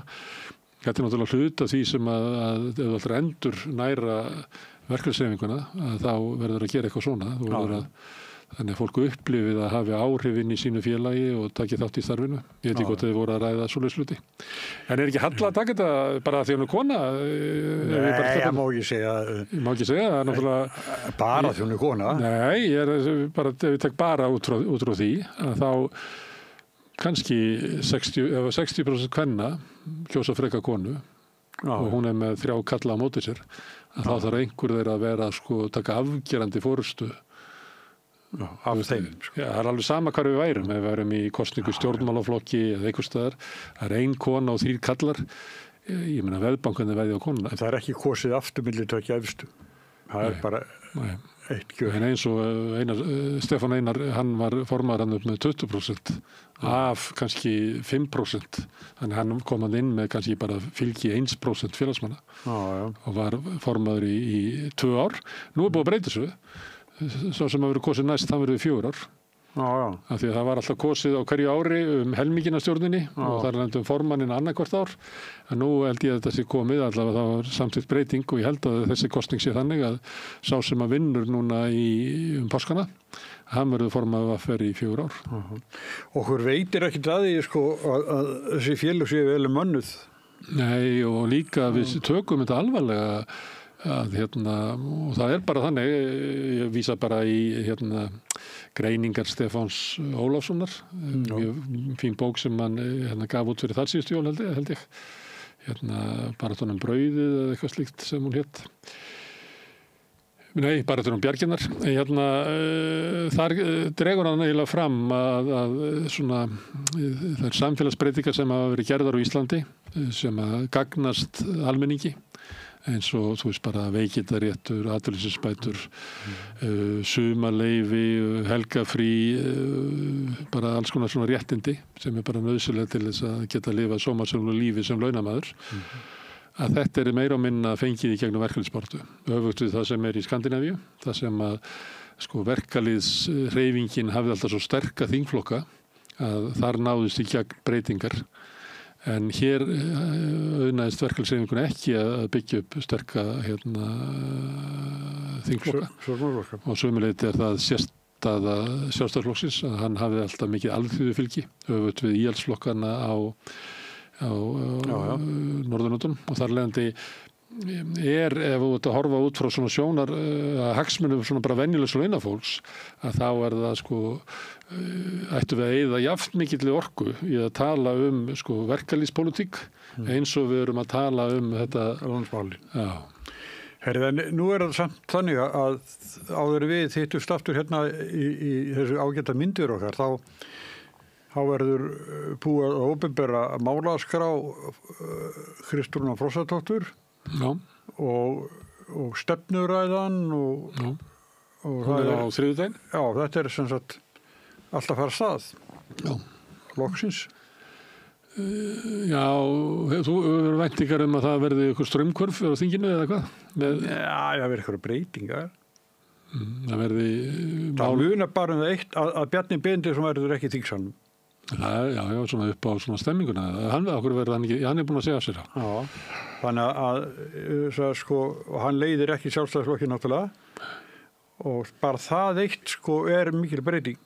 Já, en reiknarum með málaskráni þá sjáum við þau ætla að taka aldeilis á húsnæðismálunum og Nei, ég held ekki. Við erum í klemmu, það bara.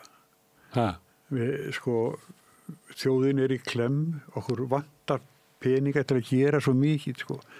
Innviðinni eru illa á sig komnir. Ja, það náttúrulega búið að gefa eftir sko skattstofna, við erum kannski að innheimta 3% minna af landsframleiðslu heldur en Skandinavíunir, en við gerum kröfu að fá sömu sambærilegt velferðaríki og þeir, en við bara innheimtum ekki, ég held að fjármagnstekjuskattur 22% á Íslandi, hann 42% í Danmörku, þannig við gefum fjármagnseigendum 20% af... Það eiginlega smárið, ég ætlaði að segja það sko, að þetta megi ekki hækka skatta, að við þurfum bara að borga heim sko. Já, en við erum með fjármálalandi, þannig að þeir ekki hækka skatta. Já, það líka í þessum sáttmála, bara hækka eitthvað gjöld, auðlindagjöldin. En ég held að þetta sé mikil villis að ekki skatta.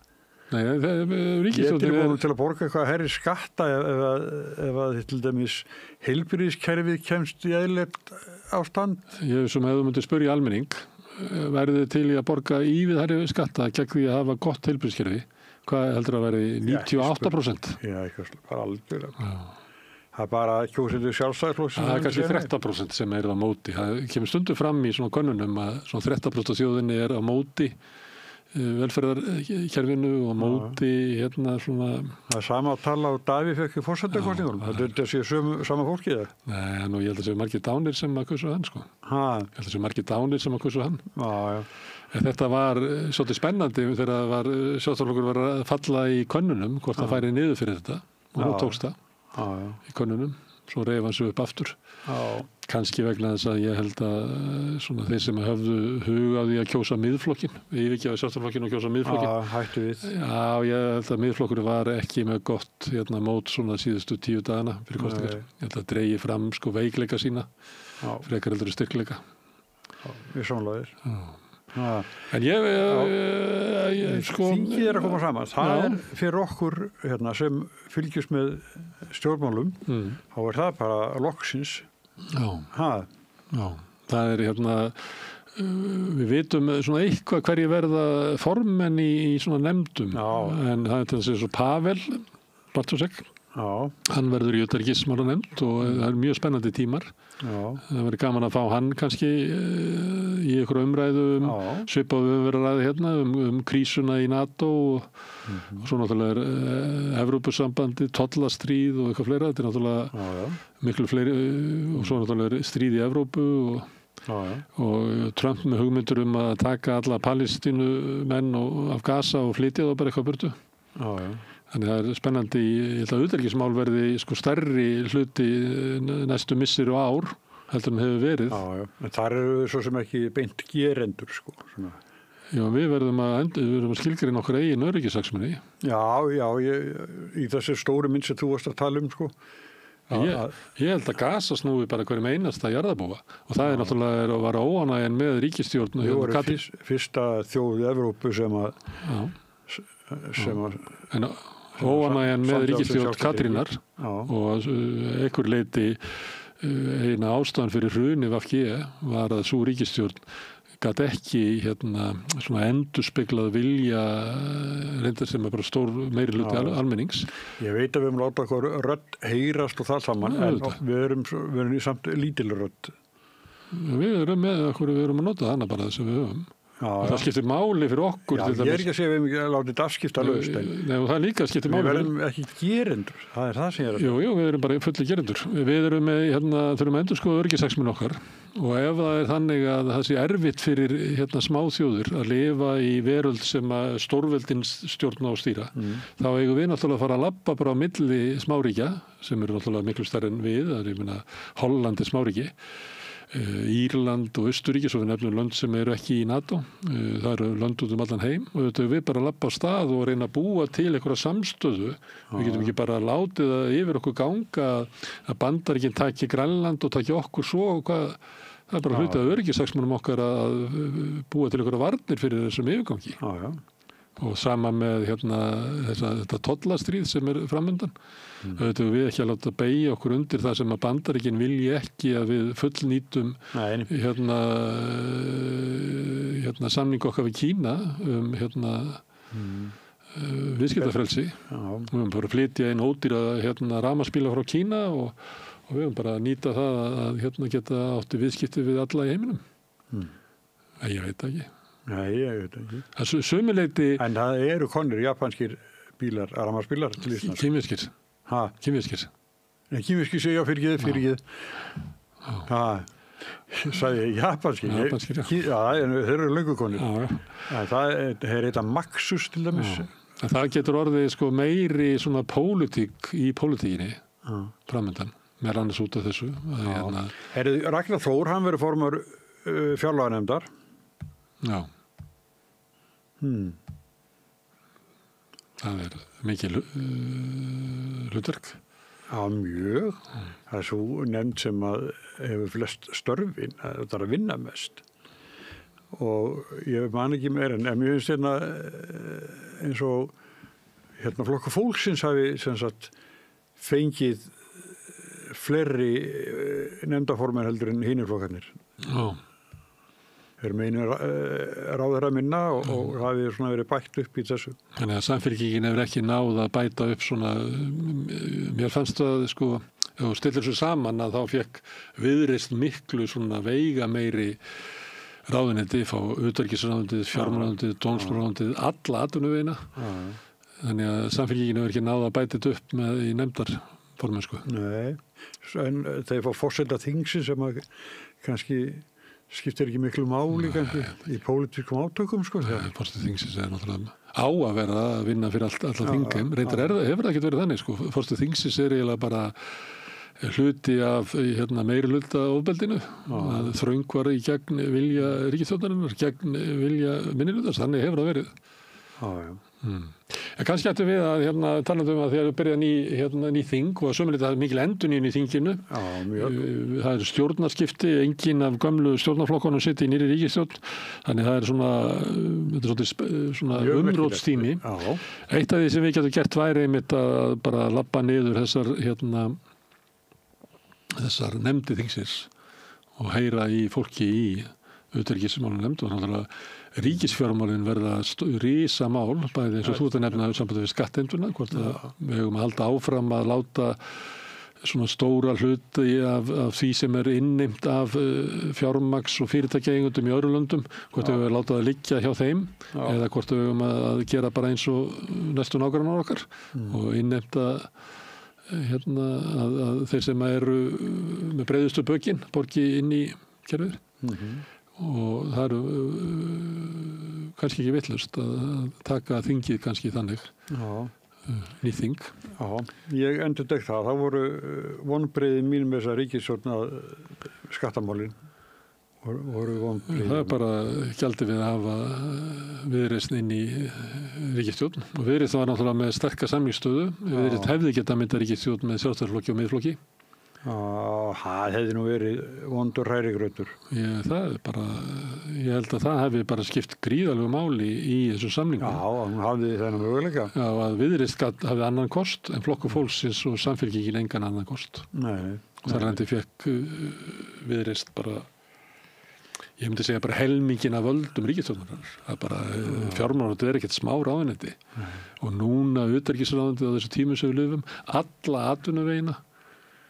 Hinn eru bara með menntamálin og ég er ekki að gera lítið úr því. Nei, það er öðru vísi. En ég hef nefnt þetta svona ef þú ímyndaði bara Sjálfstæðisflokkin og svona venjulegum degi, hvaða ráðuneyti hann hefði í sínum æðstu draumum geta bent á jafnvel í tveggjaflokkar ríkisstjórn. Það er líklega bara skammturinn sem að Viðreisn tekur til þín. En þeir hefði ekki beðið mikið meira en það. Nei, þetta eru þeirra ráðuneytur. Og Hanna Katrín byrja bara með 5 ára hvalveiðileyfi sem verður þó til eilíðan núns, það endurnýjast alltaf. Það breytir lögum. Já, ég sé það. Og þannig hefur það náttúrulega, það mál hefur alltaf verið að ef þú vilt banna hvalveiðar, þá skaltu bara leggja fram frumvarp og banna hvalveiðar. Það er náttúrulega einfaldast heldur en ég vonum að það sé að skilgreina einhverjar reglur og lög þannig að þú þurfir ekki að veita leyfið. Þetta er náttúrulega svolítið svona skítugt. Bara ef þú vilt banna hvalveiðar, bara bannaðu hvalveiðar. En það ætlar að gera með Hvammsvirkjun. Ég held að ríkisstjórnin ætlar að leggja fram bara sérlög sem að segja bara að Hvammsvirkjun verður alveg sama hvað stendur í öðrum lögum. Nú kýlum við bara Hvammsvirkjun. Maður myndi ætla það að þetta vera. Og líka svo stórkostlega breytingar á orkulögum sem að munu opna fyrir miklu fleiri virkjanir. Fyrir kosningarnar þá var það eiginlega Samfylkingin sem gekk lengst í því að lofa virkjunum af öllum flokkum. Þannig að þau þurfa að standa við það. Og færða ráðuneyti núna. Er þau en samstöðum, hvernig ætlar hún að verða einhverjir þingmannaþættir eða? Já, það er Björn Þorláksson með hugmyndur að vera með svona viðtöl við þingmenn. En menna við erum að tala núna þá finnst mér kannski sniðut að við tökum aðeins nefndirnar og svona þessu stóru málaflokka og heyrum í þingheimi sem er að sömuleyti skemmtilegur núna. Það er svo mikil endurnýjun, það er mikið af fólki sem er náttúrulega búin að hanga bara, ég er ekki 2,5 mánuð sem við kosið eitthvað. Það er 2 mánuðir sem við kosið rúmlega þegar þau koma saman. Og þeir sem að voru á þingi, það eru 2,5 mánuður rúmur síðan þau fóru í jólafrí. Við erum búin að gleyða, ertu ekki búin að taka niður jólaskötu og svona? Þingmennir er með það uppi bara. Og en af því að það er svo margir sem er að koma nýjir og þú þekkir það þegar þingmennir eru búin að vera að bíða lengi eftir að koma og láta til sín taka. Það getur oft verið svona skemmtilegir viðmælendur, full bjartsýni allt sem að hægt er að gera. Já, svo er örugglega líka skemmtilegt fólk að innan. Já, þannig að ég held að við ættum að taka svolítið sirpu á þingheimi. Ása Berglind sem er búin að koma til okkar. Já. Hún er mjög góður viðmælandi. Já. Við höfum verið með svona nýja þingmenn svolítið í það sem við kallum vettvang dagsins, svona einn og einn. Við höfum ekki viljað í þessu þætti verið að sko að stilla bara þingmönnum upp. Nei. Heldur við verið að sækja fólk úr verkalýðshreyfingunni, úr háskólanum, úr blaðamennsku og svona hér og þar og blanda þessu saman og það verða skemmtilegasta spjallið. Horfður á Silfrið á mánudaginn var? Hvað var í Silfrið? Nei, þar áður, þegar að hann Valgeir Rúnarsson var að tala við nýjan samgöngumálaráðherra Eyjólf Ármannsson. Nei, ég sá það ekki. Og ég horfa á það, ég get hlusta á leiðin heim, ég er með eyranu. Það var hann ætlaði að negla náði að vera með heimilisvangi sitt lögheimilið á eyðibíli og fengið á 135.000 krónum meira á mánuði. Og hinn svaraði nei. Ég fæ innan 135.000 kall alveg samkværi á lögheimili. Það er bara kjördæma... Já, þú nei, hvað? Þetta er bara, akkur lögheimili? Bara, Inga vildi ég væri með lögheimili í kjördæminu og mamma og móðursystir mínu. Ég gæti alveg eyði bílenni, skráði bara það. Já, og þessi 130, ég veit ekki hvað miskilita, þetta er ekki svona, sko. En hann kom vel skemmtilega, hann var svo glaður með að vera ráðherra Eyjólfur og hann er skemmtilega viðmælet, hann er komið hingað.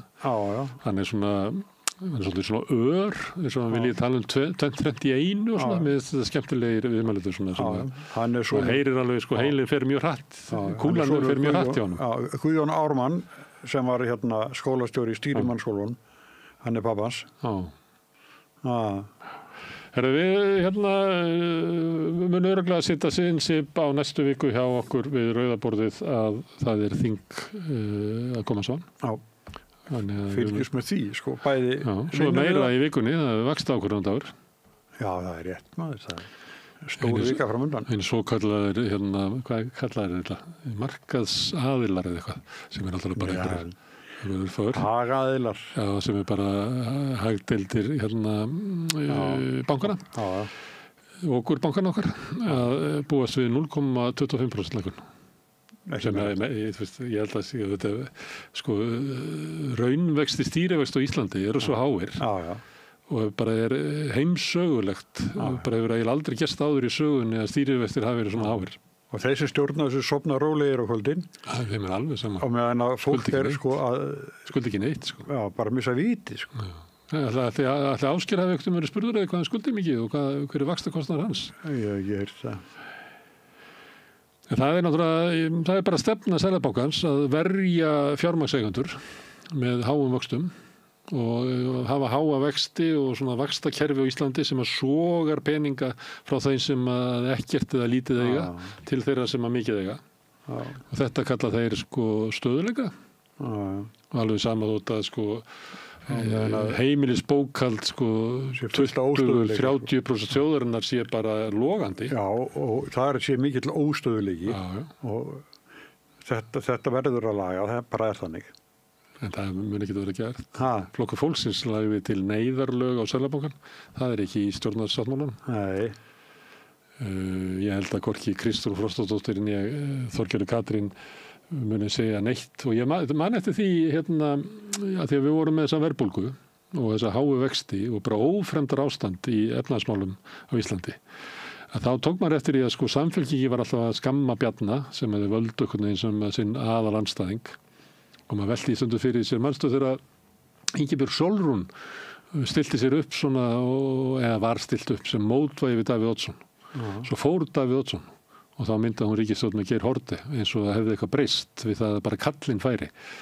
Og maður velti oft fyrir sér á síðasta kjörtímabili Kristrún Frostadóttir svona að gangin í það sama að vera svona höfuð andstæðingur Bjarna Ben svo fer Bjarni Ben að þá ertu svona veist ekki Nei, hún er bara búin að vera í þessi 3 ár 4 ár í pólitíkinni. Já, alltaf til dæmis í þinginu að hún tók lítið þátt í umræðu nema Bjarni væri og það sem að hún var alltaf alls það sem kom fram eða sama hvað hún var að tala að þá var alltaf að tala ríkisfjármál að þau væru miklu betur ef að við sæjum ríkisfjármál heldur Bjarni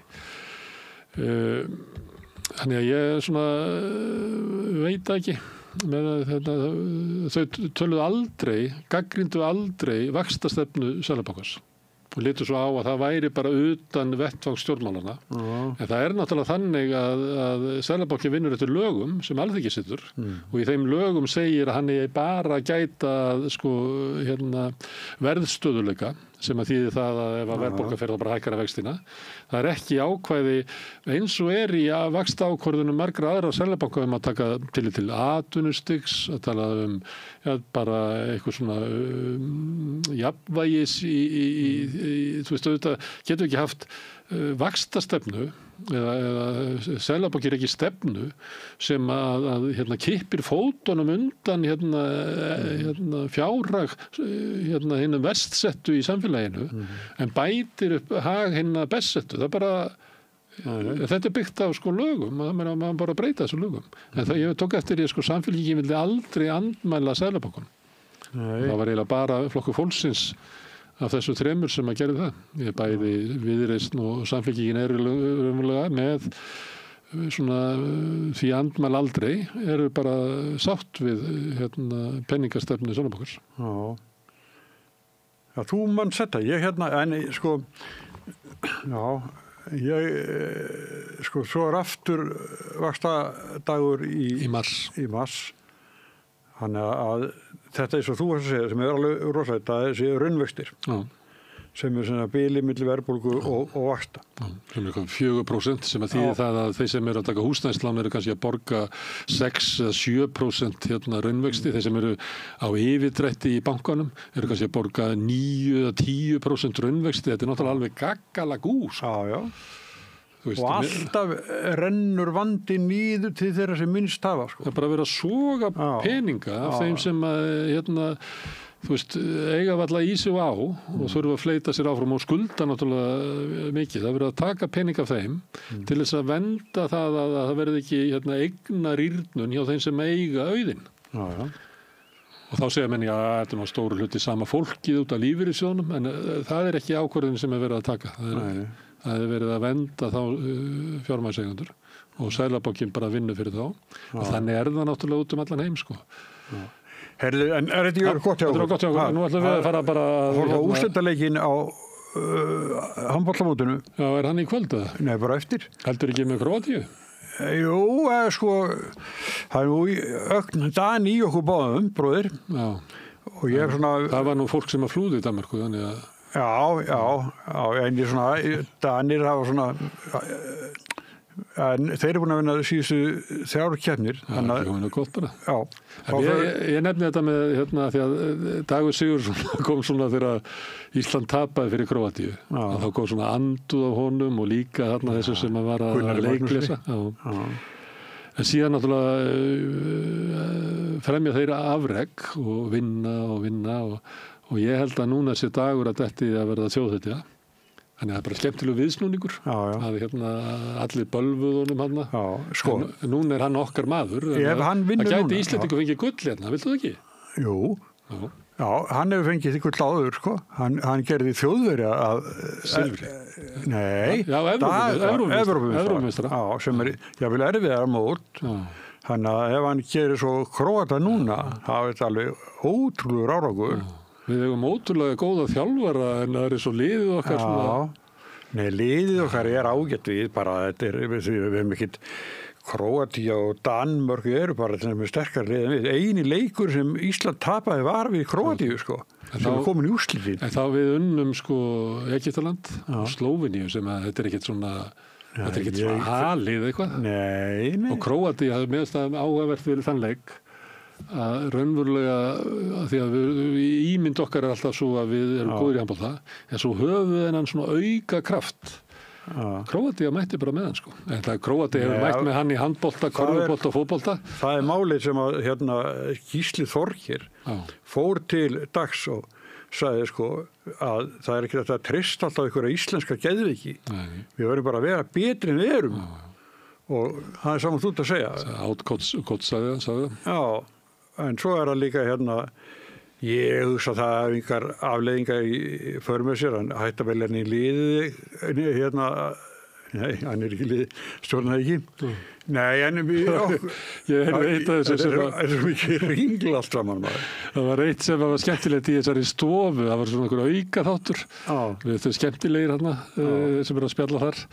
Þá var hérna Óli Stef að segja frá því að Guðmundur Guðmundsson hafi ekki valið dag í liðið í ykkur 4 leiki og ástæða svo að þeir voru að keppa ykkur stór á Grikklandi og Guðmundur skipilaði ykkur á rútuferð að skoða eitthvað sem að Dagur sagði þetta bara grjót, þetta er okkur skoða grjót okkur fáum við ekki bara að vera á ströndinni eins og hinnir og ég er bara að vera hérna í 4 klukkutími í þessa rútu og var bara yfir þjálfaranum að skamma fyrir þarna að vera að níðast á þeim að vera að keyra að skoða eitthvað fornminjar. Og þá, samkvæmt þessu sem að Óli sagði, þá var bara Dagur ekki í liðinu í 4 leiki á eftir. Fyrir ágreiningu það hvernig er best að eyða hvíldardögunum. Það er gaman að þessu. En talaði Guðmund Þór, ég tók eins og viðtal við hann og hann sagði þegar að bótan kom að þá ákvað bara, ég ætla að hlýða þessu manni í einu öllu, alveg.